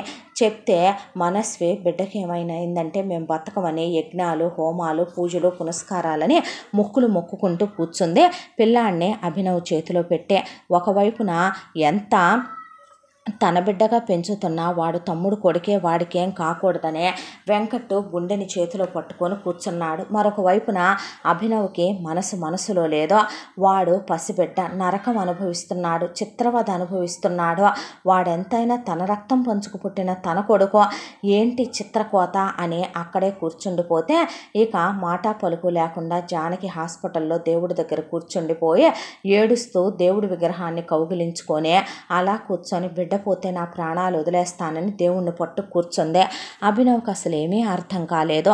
దాంతో డాక్టర్ లోపలికి పిలిచి మేము బాబుని ఇంకోసారి కూడా మీరు అన్నారని టెస్ట్ చేయించాం, బాబు మీద పాయిజన్ ప్రయోగమే జరిగింది అంటే ఆ మాటకి వాట్ అని అభినవ్ ముందు వెంకట్ని తీసుకెళ్లకుండా నువ్వు ఇక్కడే ఉండన్నా అని చెప్పి ఇంటికి వెళ్ళాడు. పిల్లలు తాగిన పాల బుడ్లు ఆ కంగారులో అక్కడే వదిలేశారు మనస్విని వాళ్ళు. అవి తీసుకొని వచ్చి ల్యాబ్ టెస్ట్ చేయించితే ఏదైతే కనుక జానకి పిల్లాడికి పాలు పట్టిందో రుద్రకి దాంట్లో పాయిజన్ కలిసింది అని చెప్పేసరికి అభినవ్కి ఏమీ అర్థం కాల. దాంతో మనస్వి నువ్వు చూసుకుంటూ ఉండు, వదిన్నే ఇప్పుడే వస్తాం అన్నా నువ్వు నాతో రమ్మనమని ఇంటికి వెళ్ళాడు అభినవ్. ఇంటికి వెళ్ళేసరికి విలక్షణ భానుమూర్తి ఇద్దరు బెడ్రూమ్లో ఉన్నారని పని వాళ్ళంతా వాళ్ళ పనులు చేసుకుంటున్నారు. అయితే అభినవ్ అక్కడే ఉన్నటువంటి ఇంట్లో ఉన్న పని వాళ్ళందరూ నానమ్మ ఉన్నప్పటి నుంచి ఉన్న వాళ్ళల్లో నమ్మకస్తురాలైన ఒక అమ్మాయి ఉంది. ఆ అమ్మాయిని ఇటు పిలిచి అసలు పాలు ఎవరు కలిపారు, ఏం జరిగింది అని అడిగాడు. అడిగితే ఆ అమ్మాయి పాలు జానకమ్మ గారే కలిపారు బాబు, అయితే ఆ టైంలో మనస్వమ్మ గారికి పుట్టింటి కాడి నుంచి ఫోన్ వచ్చిందని అమ్మాయి గారు మాట్లాడుకుంటూ సిగ్నల్ లేదని బయటికి వెళ్ళారు. అయితే అదే టైంలో ఇదిగోండి ఈవిడ పాలు కలపటానికని చెప్పి లోపలికి వచ్చింది. పిల్లలిద్దరూ పెద్దగా ఏడుపు లంకించుకున్నారని జానకమ్మ గారు బయటికి వెళ్ళిపోయారు. అప్పుడు అమ్మగారు లోపలికి వచ్చారు. బాబు, ఏదో ఇదిగోండి ఈ కాగితంలో ఉన్నటువంటి మందుని మెత్తగా నూరేసి దాన్ని పాలబుడ్లో కలిపారు బాబు. ఏదైనా బలానికి కలుపుతున్నారేమో అనుకున్నాను. అయితే 2 బుడ్లల్లో కలపలేదు. ఆ బాటిల్ని జానకమ్మ గారికి ఇమ్మని చెప్పేసి వేరే బాటిల్ని మనస్వమ్మ గారికి ఇమ్మని చెప్పేసి విలక్షణమ్మ గారు బయటికి వెళ్ళిపోయారు బాబు. ఆ తర్వాత ఇలా జరిగింది. అమ్మగారే ఏదో కలిపారండి అందులో అని చెప్పేసింది పనమ్మాయి. దాంతో పెద్ద పొలికాకేశాడు అభినవ్. వేసేసరికి విలక్షణ భానుమూర్తి బట్టలు సర్దుకుంటూ చెరిగిపోయిన తలలు సర్దుకుంటూ బయటకు వచ్చి ఏమైందిరా ఏమైందంటే విలక్షణ గొంతు పట్టేసుకొని అలాగా పక్కనే ఉన్న గోడకేసి నొక్కేస్తుంటే రే మీ అమ్మరా అనేపాటికి నోరు ముయ్యవయ్యా నువ్వు, చాలే కానీ ఏం పెద్ద మనిషివి నువ్వు అన్నాడు అభినవ్. అనేపాటికి ఏమైందిరా అన్నాడు భానుమూర్తి. ఏమైందా, చావు బతుకుల్లో పడి కొట్టుమిట్టాడుతున్నాడు అక్కడ పసివాడు. వాడు ఈ ఇంటికి మనవడు. ఈ ఇంటి రక్తం అనేది కూడా లేకుండా నీకేంటి నాన్న ఇంత ఆడగాలి, ఇంత ఆడపిచ్చి, ఈ వయసులో కూడా పట్టపగలు దీన్ని తీసుకొని పిల్లాడికి ఎలా ఉందనేది పట్టించుకోకుండా గదుల్లోకి వెళ్ళి శోభనం పెళ్లి కొడుకులాగా దీంతో కులుకుతున్నావా సిగ్గు లేకుండా నువ్వు, ఏం బతుకునేది అని అడిగితే దానికి అమ్మ మీద నువ్వు అలా రియాక్ట్ అవుతావేంట్రా అంటే అందుకు రియాక్ట్ అయ్యానా నేను అని మెడికల్ రిపోర్ట్లు మొహం మీద కొట్టాడు. పాలల్లో విషం కలిసిందా, ఎవరు కలిపారా అనేపాటికే వెంకట్ విలక్షణ గొంతు ఊపిరాడక తగ్గుతుంటే అభినవ్ని లాగేశాడు. లాగేసేపాటికి ఎందుకన్నా లాగుతావు, పానివ్వు దీన్ని నా చేతిలోనే, ఎప్పటికైనా దీనికి నేనే కదా ఆకలి క్రతువులు చెయ్యాలి.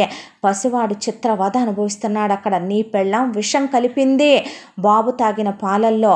అమ్మెందుకు చేస్తుంది రాలా, నేనెందుకు చేస్తానలా, నేనెందుకు చేస్తాను అనేసరికి ఇట్రమ్మనమని ఒక క్యాకేసి పనమ్మాయిని చెప్పు జరిగిందేంటో. పెద్దమ్మగారే కలిపారు బాబు ఈ పొట్లంలో మందు అని భానుమూర్తికి చెప్పేసరికి నేను నమ్మను అన్నాడు భానుమూర్తి.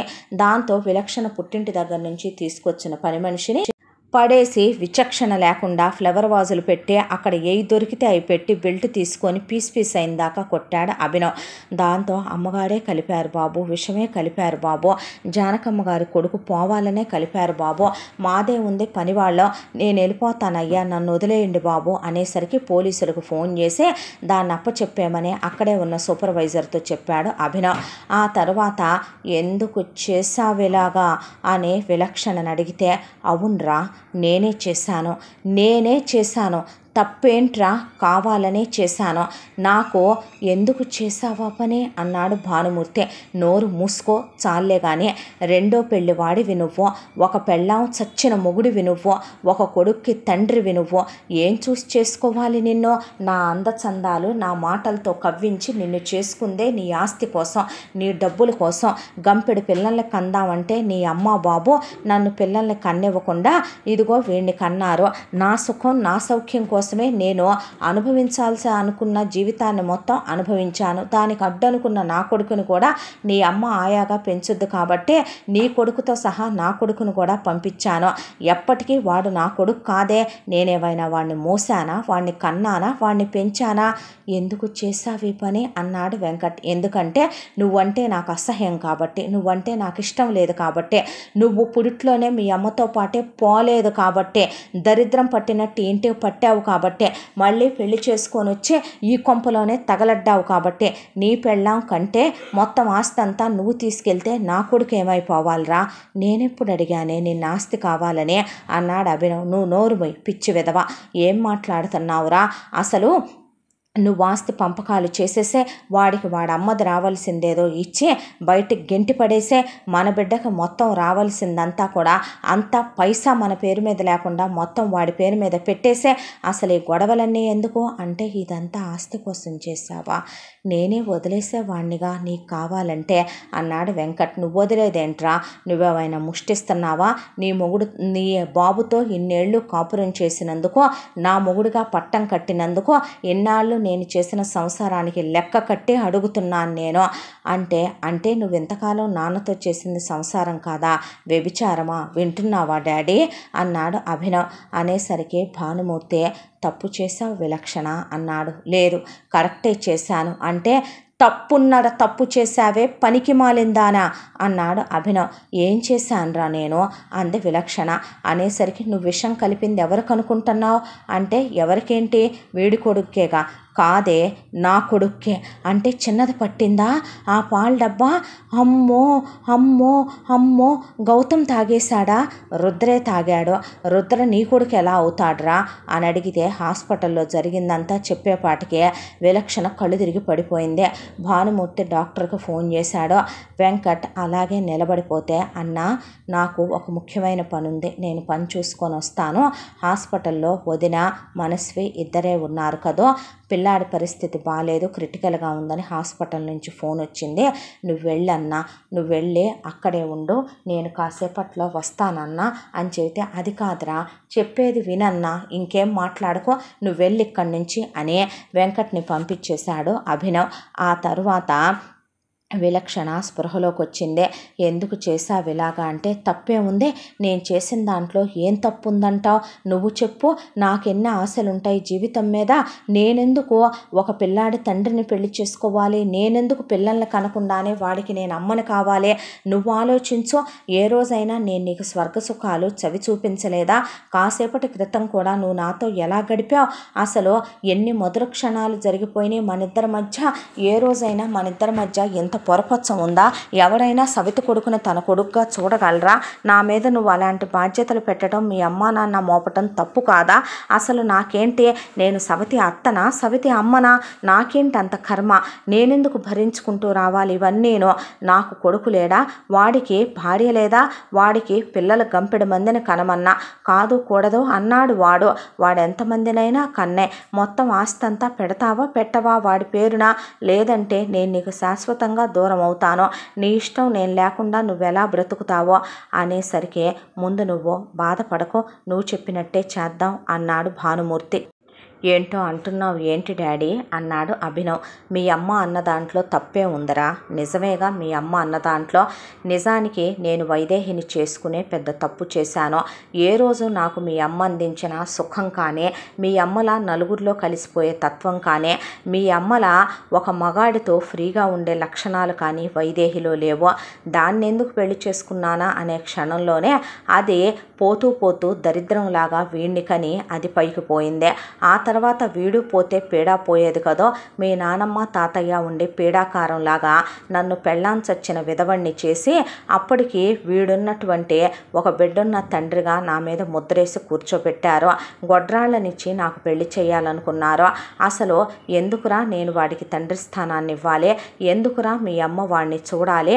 వాడు చేసుకున్న మహాపాపం, వాడు చేసుకున్న కర్మ, వాడమ్మ పోవటం, వాడమ్మ నా పెళ్ళాం అవటం, నేను వాడికి ఎందుకు పట్టం కట్టాలి, ఎందుకు ఆస్తి మొత్తం రాయాలి? అన్నాళ్ళు మరి వాడు పని చేశాడుగా నాన్న. అవును చేశాడు, చాలామంది కూలోళ్ళు, చాలామంది వర్కర్లు నా కింద పనిచేస్తారు, అలాగే చేశాడు. నువ్వు బిజినెస్ టేక్ ఓవర్ చేసుకోవటానికి విముఖతగా ఉన్నావు కాబట్టి, నువ్వు ఆసక్తి ప్రదర్శించలేదు కాబట్టి, బిజినెస్ని కాంపిటేటర్స్ కబళించకూడదు కాబట్టి, ఏదో ఒక రోజుకి అది మొత్తం నీకప్ప చెప్దామని నేను కూడా అనుకున్నాను. దాంతో వాడైతే బాగా డెవలప్ చేస్తాడు కాబట్టే వాడిని తీసుకెళ్ళి బిజినెస్లో పెట్టాను. ప్రతి నెల శాలరీ వేస్తూనే ఉన్నాంగా వాడికి. మరే అంది విలక్షణ. ఇప్పుడు ఏం చేయబోతున్నారు డాడీ? ఏం లేదు నాన్న, నా బంగారు కొండ, నా ఆశలన్నీ కలబోసి కన్నానయ్యా నిన్ను. నీ కొడుక్కి ఏమీ కాదురా. నేను ఇంతకాలంగా ఇన్నేళ్లలో చేసిన పుణ్యం ఏదైనా ఉందంటే భగవంతుడు ధారపోసి వాడిని బతికిస్తాడు. వాడిని కోట్లు ఖర్చు పెట్టైనా బతికించుకుందావు నాన్న. నీ భార్య నువ్వు మన ఇంట్లోనే ఉండండి సంతోషంగా. వాడమ్మ తరఫు నుంచి వచ్చిన ఆస్తి కాకుండా 1 కోటి రూపాయల ఆస్తి వాడి పేరు మీద క్యాష్ పరంగా వేసేసే. ఆ తర్వాత వాడిని వాడి పెళ్ళాన్నే ఫ్యాక్టరీలో కూడా ఉండనివ్వబాకు. అసలు కుదిరితే ఈ దేశమే వదిలి వెళ్ళిపోమని ప్రమాణం చేయించుకో. లేదంటే గనక వాడి అత్తారింటి దగ్గరికి వెళతాడో ఎక్కడికి వెళ్ళిపోతాడో బయటికి వెళ్ళిపోయి బతకమను. అసలు నీ కొడుకును వాడికిచ్చి వాడి కొడుకును నువ్వు తీసుకోవటం ఏంటి? అసలు నీ బిడ్డను నువ్వు తీసేసుకో, వాడి కొడుకును వాడికి పారే. నీకేం కర్మరా? వాడి వారసుని మన వారసుడుగా చెప్పుకోవాలని అంటే నువ్వు వెంటనే మీ అమ్మ చెప్పింది చేయరా ముందు అన్నాడు భానుమూర్తి. అన్న తర్వాత ఇప్పుడు ఏం చేద్దామంటారమ్మా? ఏం చేసేదేముంది, నేను చెప్పింది చెప్పినట్టు ఫాలో అయిపో నాన్న. నువ్వు నా బంగారు కొండవు కదరా, ఈ ఒక్కసారి నా మాట విను అన్నాక అభినవ్ కాసేపు ఏమీ మాట్లాడలా. ఒక అరగంట తర్వాత సరే అయితే ఇంకా ఈ పనికి లేట్ చేయొద్దు మమ్మీ. ఎటు ఆస్తి నా పేరు మీద రాయించాలి అనుకుంటున్నావు కాబట్టే వెంకట్ ఎటు హాస్పిటల్ దగ్గరికి వెళ్ళాడు కాబట్టే మొత్తం ప్రాపర్టీ అంతా నా పేరు మీద ఇప్పుడే రాయించేస్తావా మమ్మీ అని అడిగితే, నా బంగారు కొండే, నా బంగారు తండ్రే, నాకు తెలుసురా, నువ్వు నా రక్తం పంచుకొని కదూ పుట్టింది. నీకు నా బుద్ధులు రాక ఎవడి వస్తే ఎప్పుడో ఈరోజు వస్తుందని కాగితాలన్నీ లాయర్ దగ్గర రెడీ చేయించే ఉంచాను అని భానుమూర్తి చేత రూపాయి ఆస్తి కూడా తన పేరు మీద భానుమూర్తి పేరు మీద ఉంచుకోకుండా మొత్తం అభినవ్కి రాయించేసి వెంకట్ వాళ్ళమ్మ ఆస్తి ఎటు వాళ్ళ అమ్మమ్మ తాతయ్య వాళ్ళు వెంకట్కి పెట్టారు కాబట్టి భానుమూర్తి కోట్ల ఆస్తిలో నుంచి 1 కోటి రూపాయలు మాత్రం వెంకట్కి వెళ్ళేలా రాయించింది. ఆ తరువాత సరేనమ్మా, నాకు బయట పనుంది, వెళ్ళొస్తాను నేను అని చెప్పాడు అభినవ్. వెళ్ళిన తర్వాత ముందు డైరెక్ట్గా లాయర్ దగ్గరికి వెళ్ళాడు. లాయర్ దగ్గరికి వెళ్తే అతను అభినవ్కి తెలిసిన లాయరు. ఏంటి అభినవ్ ఇలా వచ్చావు అని అడిగితే, ఏం లేదు సార్, ఇది ప్రాపర్టీ, దీన్ని 2 హాఫ్ ఈక్వల్ షేర్లుగా నేను సైన్ చేస్తాను, పేపర్స్ ప్రిపేర్ చేయించవరా అని అడిగితే, అదెంత పని అని మొత్తం ఆస్తంతా నీ పేరు మీదే రాసుందేంటే, అన్నయ్య పేరు మీద సగం నా పేరు మీద సగం ఉండేలా రాయండి దీన్నే అని చెప్పి అభినవ్ సంతకాలు చేసేసాడు. అలా 2 డాక్యుమెంట్స్ వేరు చేసిన తర్వాత అభినవ్ హాస్పిటల్ దగ్గర వెళితే పిల్లాడి పరిస్థితి అప్పటికే ఏం బాలేదని అలా కూర్చొని జానకి ఏడుస్తూ ఉండగా అలా 72 గంటలు గడిచిపోయిన తర్వాత డాక్టర్లు పిల్లాడికి అవుట్ ఆఫ్ డేంజర్ అని, కానీ చాలా జాగ్రత్తగా చూసుకోవాలని చెప్పి ఇదంతా మా క్రెడిట్ అని కూడా మేము అనుకో, మేము ఎంత కష్టపడి బ్రతికించినా ఆ తల్లి పచ్చి మంచినీళ్ళు ముట్టుకోకుండా దేవుడి దగ్గర పడి అలా కొట్టుకుంటూనే ఉందే. ఈ మనస్వి అలా పాపం తిరుగుతూనే ఉందే. కాబట్టి ఏ దేవుడు దయతలిచాడో చెప్పలేం, పిల్లాడు మాత్రం జాగ్రత్త అని చెప్పారు వాళ్ళు. చెప్పిన తర్వాత అన్నయ్య అన్నాడు. ఏంట్రా అన్న తర్వాత, ఇవిగో డాక్యుమెంట్స్ రారా అని చేతిలో పెట్టాడు అన్న చేతిలో. ఏంట్రా ఇవన్నీ అంటే, ప్రాపర్టీ అన్నయ్య అన్న తర్వాత ఓపెన్ చేసి చూస్తే చెరొక సగమా? ఎందుకు? నాన్నకి ఇప్పటికిప్పుడు ఆస్తి మన పేరు మీద పెట్టాలనిపించింది, ఎందుకు పెట్టాడు ఇదంతా అని అడిగితే జరిగిందంతా చెప్పాడు అభినవ్. చెప్పిన తర్వాత, పోనీ ప్రాపర్టీ మొత్తం నీ పేరు మీదే ఉండనివ్వాల్సింది కదరా, నేనే వెళ్ళిపోయేవాడినే, అప్పుడు నేను పోయేవాడిని కదరా, నువ్వు హ్యాపీగా ఉండేవాడువా. అభి మరి ఏం మాట్లాడుతున్నావురా, పిచ్చి పట్టిందా? నువ్వు ఇలాంటి వెర్రి వెంగళప్పవు కాబట్టే, నువ్వు ఇలాంటి సెంటిమెంట్స్కి లొంగిపోతావు కాబట్టే, పిచ్చి సన్నాసివి కాబట్టే నానమ్మ బతికున్నంతకాలం నిన్ను నా కంటికి రెప్పలా చూసుకోమని నీ బాధ్యత నాకు అప్పచెప్పి వెళ్ళిందన్నా. నువ్వు నా వాడివి, వదిన నాది, నా భార్య నాది, బిడ్డలు నా వాళ్ళు, మీరు నా మనుషులు. అయినా నాకేం తెలుసనరా బిజినెస్ అంటే, నీలాగా నేను మాట్లాడగలనా, నీలా నేను గొడ్డు చాకరీ చేయగలనా, నీలా నేను కష్టపడగలనా? చూడన్నా, కష్టం ఒకటిదే, ఫలితం వేరే వాళ్ళదే అంటాం న్యాయం కాదు. అయినా నేను ఈక్వల్ షేరే పెట్టించాను. ఇప్పుడు పెద్దమ్మ నాన్నకు భార్య కాదా, అమ్మ నాన్నకు భార్య కాదా, కాబట్టి చెరిసగం పెట్టాను. అమ్మ నాన్న ఇప్పుడు మేము వేరే వెళ్ళిపోమా? ఎందుకు వెళ్తావు? ఇహ నుంచి అమ్మా నాన్న పూర్తి బాధ్యత నాదే, నేను చూసుకుంటాను వాళ్ళ గురించి, నువ్వు అసలు ఏ టెన్షన్ తీసుకోవద్దు. ఇప్పటి వరకు నాన్న లగ్జరీలకు తక్కువ కాకుండా నాన్న కోసం రోజు నాన్న తాగే 555 సిగరెట్ పెట్టెలు, నాన్న తాగే షాంపెయిన్లు, నాన్న తాగే స్కాచ్లు, అమ్మ రోజుకి కట్టే ఒక్కోటి 10,000 25,000 రూపాయలు 5-6 పట్టు చీరలు, అమ్మేసుకునే వెండి చెప్పులు, అమ్మకి ఖరీదైన కాస్మెటిక్స్, డైమండ్ సెట్లు, జ్యువెలరీ సెట్లు, అమ్మ బ్యూటీ పార్లర్ ఖర్చులు, వాళ్ళిద్దరికీ మెడికేషన్స్కి అన్నీ నువ్వే కదరా చూసుకుంటూ వచ్చావు. ఇప్పటికైనా ఇక ఎంతైనా వాళ్ళ కొడుకు నేను కూడా కదా, నన్ను కూడా కాస్త వాళ్ళని చూసుకునే దాంట్లో షేర్ పంచుకొని వన్నా అన్నాడు. ఏం మాట్లాడుతున్నావురా అంటే నువ్వేం మాట్లాడుకో అన్నాక డాక్టర్ బాబుని వెళ్ళి చూడొచ్చు అన్న తర్వాత జానకిని అప్పుడు లేపాడు వెంకట్. పరిగెత్తుకుంటూ వెళ్ళి బాబును ముద్దులు పెట్టుకున్నాక మనస్వి రుద్రను కూడా తీసుకొచ్చి అలా గౌతమ్ని రుద్రని పక్కపక్కనే పడుకోబెడితే పిల్లలు ఆడుకుంటుంటే అమ్మయ్య అని ఇద్దరు అక్కడే కూర్చుంటే బావగారు ఆ పూజలు చేయించాలి, యజ్ఞాలు చేయించాలి, ఆ దానాలు చేయించాలి, ఈ ధర్మాలు చేయించాలని మనస్వి చెప్తూ నువ్వు ఒక విషయం తెలుసా, బుడ్డోడికి అలా అయిపోయిందని నా గుండె ఆగిపోయింది అభే, పిల్లాడికి ఏమన్నా అయితే అక్క ఏమైపోద్దా అని మన బిడ్డని ఇవ్వటానికైనా నేను సిద్ధపడిపోయాను తెలుసా అనేసరికి భార్యని గట్టిగా కౌగిలించుకొని ముద్దు పెట్టుకున్నాడు అభినవ్.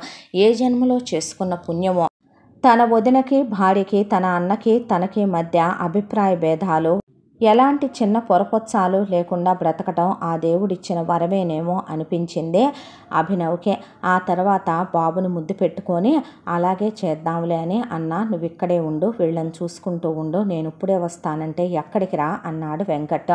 అంటే ఈ పేపర్స్ కూడా నీ దగ్గరే ఉంచు అన్న తర్వాత ఏంటవి అంది జానకి.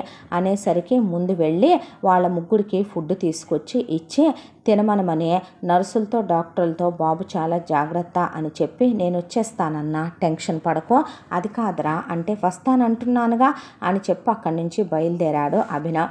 బయలుదేరిన తర్వాత ఇంటికి వచ్చాడు. ఇంటికి వచ్చి రావటంతోనే ముందు అక్కడున్న పనమ్మాయిని వెళ్ళి అమ్మా నాన్న బట్టలు సర్ది బయటికి తీసుకురా నువ్వు ముందు అన్న తర్వాత ఇద్దరి చెరో సూట్ కేసు సర్ది బయటికి తీసుకొచ్చింది పనమ్మాయి. పదండి వెళదాం అని చెప్పి ఇద్దరిని కారెక్కమన్నాడు. ఎక్కడికి నాన్న, ట్రిప్పుకు పంపిస్తున్నావా మా ఇద్దరిని? బాబుకి ఎలా ఉందే? చెప్పలేదేరా, వాడు బతుకుతాడు, వాడికి ఏం కాదు, అసలైన కంగారులో చేశాను కానీ అసలు ఆ పెద్దోడి కొడుకు గనక పెట్టేసుంటే దరిద్రం వదిలిపోయేదే, పోన్లే ఇప్పటికైనా మొత్తం నీకే వచ్చిందిగా అని విలక్షణ మాట్లాడుతూనే ఇన్ని సంవత్సరాలుగా చేసినటువంటి నీతిమాలిన పనుల గురించే. ఇక భానుమూర్తి అయితే గనక బిజినెస్ని నువ్వు అలా చూసుకోవాలి, ఇలా చూసుకోవాలి, అలా డెవలప్ చేయాలి, పెద్దోడి మీద ఆధారపడకూడదు, డిపెండ్ అవ్వకూడదు, నీ వైఫ్ని వాడి వైఫ్ని కలవనివ్వకు, నీ వైఫ్కి డిగ్నిటీ నేర్పు, డీసెన్సీ నేర్పు, నువ్వు ఇంకా పిల్లల్ని కను, నీ వైఫ్తో నువ్వు క్లోజ్గా ఉండు, ఇలా భానుమూర్తి చెప్తుంటే నీలాగేనా డాడీ అన్నాడు అభినవ్. మరి నాలాగేరా, నాకన్నా ఇంకా ఎక్కువ రొమాంటిక్గా ఉండాలిరా నువ్వు అని చెప్తూ ఉండగా కారు అలా వెళ్ళిపోయింది. ఆ తర్వాత ఒక ఫ్లైట్ ఎక్కారు, ఆ తర్వాత ఒక ట్రైన్ ఎక్కారు, ఆ తర్వాత మళ్ళీ కారు జర్నీ, అలా ఒక బస్సు ఎక్కిన తర్వాత మళ్ళీ కారు జర్నీ. ఎక్కడో ఊరి చివర నిర్మానుష్యంగా ఉన్నటువంటి ఒక లోన్లీ ప్లేస్లో ఒక పెద్ద ఆశ్రమం లాంటిది ఉంది. అయితే అక్కడికి తీసుకెళ్ళి లగేజ్ని తనే పట్టుకుని లోపలికి తీసుకొచ్చి అభినవ్ రండి అని తీసుకెళ్ళాడు. ఏంట్రా ఇదంతా అంది విలక్షణ. మీ బతుకు ఇహ నుంచి ఇక్కడే ఉండాలి మీరు అంటే ఎలా ఉందరా ఒళ్ళు, ఒళ్ళు బలిసిందా, మతి తప్పిందా, మదం ఎక్కిందా, మేము ఇక్కడుండటం ఏంటి అనేసరికి ఆ పక్కనే ఉన్నటువంటి పూలకుండీని తీసుకొని విలక్షణ మీదకి విసిరేస్తే భానుమూర్తి విలక్షణ పక్కకు లాగేశాడు. నువ్వు ఆడదానివా, ఆడజాతే సిగ్గుపడుద్ది కదే నువ్వు చేసిన పనికి. నిజానికి ఇది సవతి అత్త సవతి అమ్మ అయ్యుండి ఇది సవతి ప్రేమ చూపిస్తుంది అనుకున్నాను. నువ్వు తండ్రి అయిపోయావో, లేదంటే నిన్ను ముక్కలు ముక్కలుగా నరికేసేవాడిని భానుమూర్తి. నువ్వు మనిషివా, పశువ్వే, వాడిని ఎంత కేటాగా చూస్తూ వచ్చావా? వాడు ఏం కావాలనుకున్నాడో, వాడి ఆస్తి కోసం ఆశపడ్డాడా? అమాయకుడు వాడు. వాడిని పని కోసం వాడుకొని వాడితో బిజినెస్ డెవలప్ చేయించుకొని వాళ్ళమ్మంటే అసహ్యమా, వాడంటే అసహ్యమా, వాడు పోయి ఉండాల్సిందా, భారం అయిపోయి బ్రతికాడా, నీకు తండ్రి అనే ముద్రేశాడా? ఈ వయసుకు కూడా నీకు దీంతో సుఖాలు కావాలి, సంతోషాలు కావాలి. నా బిడ్డ ప్రతి క్షణం హాస్పిటల్లో ఏ ప్రత్యక్ష నరకమైతే అనుభవించాడో ఇక నుంచి మొత్తం ఆస్తంతా నువ్వు నా పేరు మీదే పెట్టించావు కదే. చిల్లిగవ్వ కూడా రూపాయి బ్యాంక్ బ్యాలెన్స్ కూడా మీ పేరు మీద లేదు కదా. ఇప్పుడు ఎంతైనా నేను నీ కొడుకునన్నావు, నీ రక్తం నాలో ఉందన్నావు కదా. కాబట్టి నేను తీరుస్తున్న తీర్పు ఇది మీకు. మీరు ఇహ నుంచి జీవితంలో నా ఇంటి దరిదాపులకు కానీ నా ఇంటికి కానీ రాకూడదు. మీరు వచ్చిన సెక్యూరిటీ వాళ్ళతో సహా ఎవడో మిమ్మల్ని లోపలికి రానివ్వడు. సీసీ కెమెరా విజిలెన్స్ పెట్టిచ్చేస్తున్నాను. ఇల్లంతా కూడా కుక్కల్ని తరిమినట్టు తరుముతాను మీ ఇద్దరినే. మీ ఇద్దరికి బ్రతికే అర్హతే లేదు. పసివాడికి విషం పెట్టిన బ్రహ్మ రాక్షసివే నువ్వు చేసిన పుణ్యాలు వాడికి దేవుడు ధారపోసి వాడిని బ్రతికించలేదు. వదిన కన్నీళ్ళు, నా భార్య మొక్కిన మొక్కులు, అన్నయ్య మంచితనం, నేను ఏ స్వార్థం లేకుండా ఉండటమే నా బిడ్డకి ఈరోజు దేవుడు ప్రాణం పోశాడు. మీ ఇద్దరికి ప్రతి నెల చెరొక 5,000 పడేస్తా. ఇష్టమైతే వెళ్ళి ఇక్కడ ఉంటానంటే ఉంచుకోండి, లేదంటే వదిలిపడేయండి. మళ్ళీ తిప్పి రావాలని చూశారో ఈసారి మీ శవాలు కూడా ఎవరికి గుర్తుపట్టడానికి ఆనవాళ్లకు కూడా దొరకవు, జాగ్రత్త అని అభినవ్ వెనక్కి తిరిగి వచ్చేశాడు. ఆ తరువాత ఇక చేసేదేమీ లేక విలక్షణ భానుమూర్తి బయటికి వెళ్ళి బ్రతకటానికి రూపాయి కూడా లేక అక్కడే ఉండటానికి ఫిక్స్ అయిపోయారు. ఈలోపు అభినవ్ని ఎక్కడికి వెళ్ళావురా అని అడిగితే, అమ్మా నాన్నని ఒక చోట ఉంచానులే. ఎక్కడా అంటే ఉన్నారంటున్నానుగా, పోలేదంటున్నానుగా, నేను చంపలేదులే, నువ్వు టెన్షన్ పడబాకు అని చెప్పాడు వెంకట్కి. ఈ వయసులో ఇబ్బంది అయిపోతుందిరా. ఏంట్రా అయ్యేది? వాళ్ళు బాగానే ఉన్నారు, బతికే ఉన్నారు. ఎంతకాలం వాళ్ళు అనుభవించిన సుఖాల కన్నా నేను డబుల్ ఇచ్చి వచ్చాను వాళ్ళకేం కాదు, నువ్వు టెన్షన్ పడకో అని చెప్తే, నాకు తెలుసు నీ గురించి అన్నాడు వెంకట్. ఆ తర్వాత పిల్లల్ని డిశ్చార్జ్ చేసుకొని ఇంటికి తీసుకెళ్ళిన తర్వాత అత్తయ్య వచ్చి హారతి ఇవ్వు అంది మనస్వే. అమ్మా నాన్న లేర్రా అన్నాడు అభినవ్. ఎక్కడికి వెళ్ళారు అంది మనస్వే. పిల్లాడికి తగ్గితే కనుక వాళ్ళ శేష జీవితాన్ని కాశీలో గడుపుతామని, ఇక తిరిగి రామని, అక్కడే ఉండిపోతామని, పిల్లాడి ముఖం కూడా చూడకుండా వెళతామని మొక్కుకున్నారంట. పిల్లాడు బతికాడని తెలియంగానే ఇద్దరు వెళ్ళిపోయారంటే, ఏంటి అత్తయ్యలో వచ్చిన మార్పే ఇది అంది మనస్వి. మనుషులు కదవే, మారుతూ ఉంటారు అప్పుడప్పుడు అని లోపల మంచి పనమ్మాయిని వచ్చి హారతిమ్మన్నాడు అభినవ్. ఆ తర్వాత హారతిచ్చి లోపలికి వెళ్ళిపోయిన తర్వాత, అప్పుడప్పుడన్నా బిజినెస్ చూసుకోవటానికి రారా అంటే, నువ్వు చూస్తే బిజినెస్ డెవలప్ అవునందా? అయినా నా రెస్టారెంట్ నేను ఇంకా డెవలప్ చేసుకోవాలని కొత్త కొత్త టేస్ట్లు, కొత్త కొత్త వాటితో తన బిజినెస్ని డెవలప్ చేసుకొచ్చేసుకున్నాడు అభినవ్. వెంకట్టే మొత్తం ఓవరాల్గా తమ్ముడిది తంది బిజినెస్ని డెవలప్ చేసుకొచ్చి ప్రాఫిట్స్ మాత్రం చెరిసగం వేయటం మొదలుపెట్టాడు. ఆ తర్వాత మళ్ళీ కొంతకాలానికి ఇద్దరు ఒకేసారి జానకి మనస్వి ప్రెగ్నెంట్లు అయ్యారు. వీళ్ళిద్దరికీ బాగా కలిసొచ్చేసిందన్నా అని నవ్వాడు అభినవ్. ఆ తర్వాత ఇద్దరికి చెరో పాపలు పుట్టారు. ఈసారి వీళ్ళని మార్చక్కర్లేదులే అని వెంకట్కి పుట్టినటువంటి పాపకి తార అని, అభినవ్కు పుట్టినటువంటి పాపకి జ్వాల అని పేరు పెట్టుకున్నారు. ఇక వీళ్ళిద్దరి పిల్లలు పెరిగి పెద్దయ్యో కొద్దీ వెంకట్ దగ్గర ఉన్నటువంటి అభినవ్ కొడుకు చాలా అల్లరి, చురుకు ఎక్కువగా ఉంటే అన్నీ బాబాయ్ బుద్ధులే అని జానకి అని, పోలికలు కూడా అచ్చం బాబాయివే అనేసరికి పక్క నవ్వుకున్నాడు అభినవ్. వీడు చూసావా ఎంత తెలివైనోడో, మ్యాథ్స్లో అన్నీ ఫస్టే అని మనస్వి మురిసిపోతూ ఉండటంతో, ఏంటో అచ్చం వీడు బావగారులాగా ఉంటాడు కొట్టొచ్చినట్టు అంటే, ఇది తెలివి కలదనుకుంటాను కానీ చాలా తింగరదే, వదిన తెలివైంది అనుకుంటానులే కానీ అంతకన్నా అన్నా అని నవ్వేసి, వాడు నా కొడుకు కదూ, ఎంతైనా నా బుద్ధులు నా నాలెడ్జ్ రాదంటావా అన్నా, నీలా మెరిట్ల మీద పడి చదవాలంటే నా వల్ల ఏమవుతురా అని నవ్వేశాడు అభినవ్. ఆ తర్వాత పిల్లలు ఎవరి పిల్లలైనా సరే ప్రేమగా పెంచుకుంటూ వస్తున్నారు వాళ్ళు. ఇక ఆడపిల్లలైతే తను రెడీ అయ్యి పిల్లలకు కూడా లిప్స్టిక్లు వేసి బట్టలేసి రెడీ చేసి బ్యూటీ క్వీన్స్ వస్తున్నారు అని చెప్పేది మనస్వే. దాంతో సంతోషంగా వాళ్ళ కాపురాలు వాళ్ళు చేసుకుంటూ భార్యలను కూడా ఆఫీసులకి తీసుకెళ్ళి పిల్లల్ని కూడా వెంట తీసుకెళ్తూ హ్యాపీగా సాగిపోతుంది వాళ్ళ లైఫ్. ఎప్పుడైతే కొడుకు అక్కడ పడేసి వచ్చాడో, బయటికి వెళ్ళి బతకటానికి వేరే ఆప్షన్ లేక అక్కడే ఉండి విలక్షణనే ఎంత చిన్న పని కూడా చేయనివ్వకుండా భానుమూర్తి పెళ్ళానికి అన్నీ ఎదురెదురు చేసి రోగాలు రొస్ట్లు కమ్మేయటంతో మొత్తానికి మంచాన పడి తీసుకొని చచ్చాడు. పోయాడనే రోజున కబురు వచ్చింది అభినవ్కి. మీరే కానిచ్చేసేయండి అన్నాడు అభినవ్. ఏంట్రా అన్నాడు వెంకట్. పోయాడంట అంటే, మరి నేను ఏందంటావు ఇప్పుడు, వెళ్ళి చెయ్యాలంటావా? అసలు జరిగింది ఏంటంటే ఇది అంటే, ఆశ్రమంలో వేశావా? మరి అంత చీప్గానా? లేదు లేరా, నెలకి చెరో ₹1,00,00,000 కట్టి వేసొస్తాను నేను. రే, ఎవడు చేసుకున్న దానికి వాళ్ళకి కరెక్ట్ తీర్పులు తీర్చే యమధర్మరాజు లాంటి వాడిని నేను, సమవర్తి అంటారు ఆయన్నే. అది చేసిన దానికి నేను వేసిన శిక్షే కరెక్ట్లే, కానీ కర్మకాండలు వద్దన్నా నీ చేత తలకొడివి పెట్టించుకునేంత గొప్పోడు ఆయన కాదులే, కానీ వదిలేయమంటున్నానుగా, ఎక్కడున్నారా, వద్దు అంటున్నానుగా, ఇంకా అడిగితే నా మీద ఒట్టే అన్నాను అనేసరికి వెంకటేం మాట్లాడలా.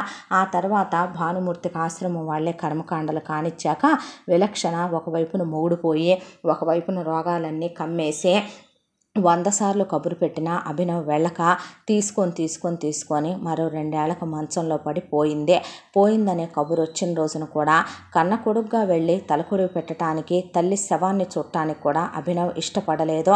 పసిబిడ్డ ఆ రోజున ఆక్సిజన్ పెట్టి వాడి ఒళ్ళంతా తూట్లు పడిపోతే వాడికి ఆపరేషన్లు జరుగుతున్నప్పుడు పక్కనే ఉండి ఎంత ప్రత్యక్ష నరకం అనుభవించి చూసి వచ్చిందో తన తండ్రి హృదయం.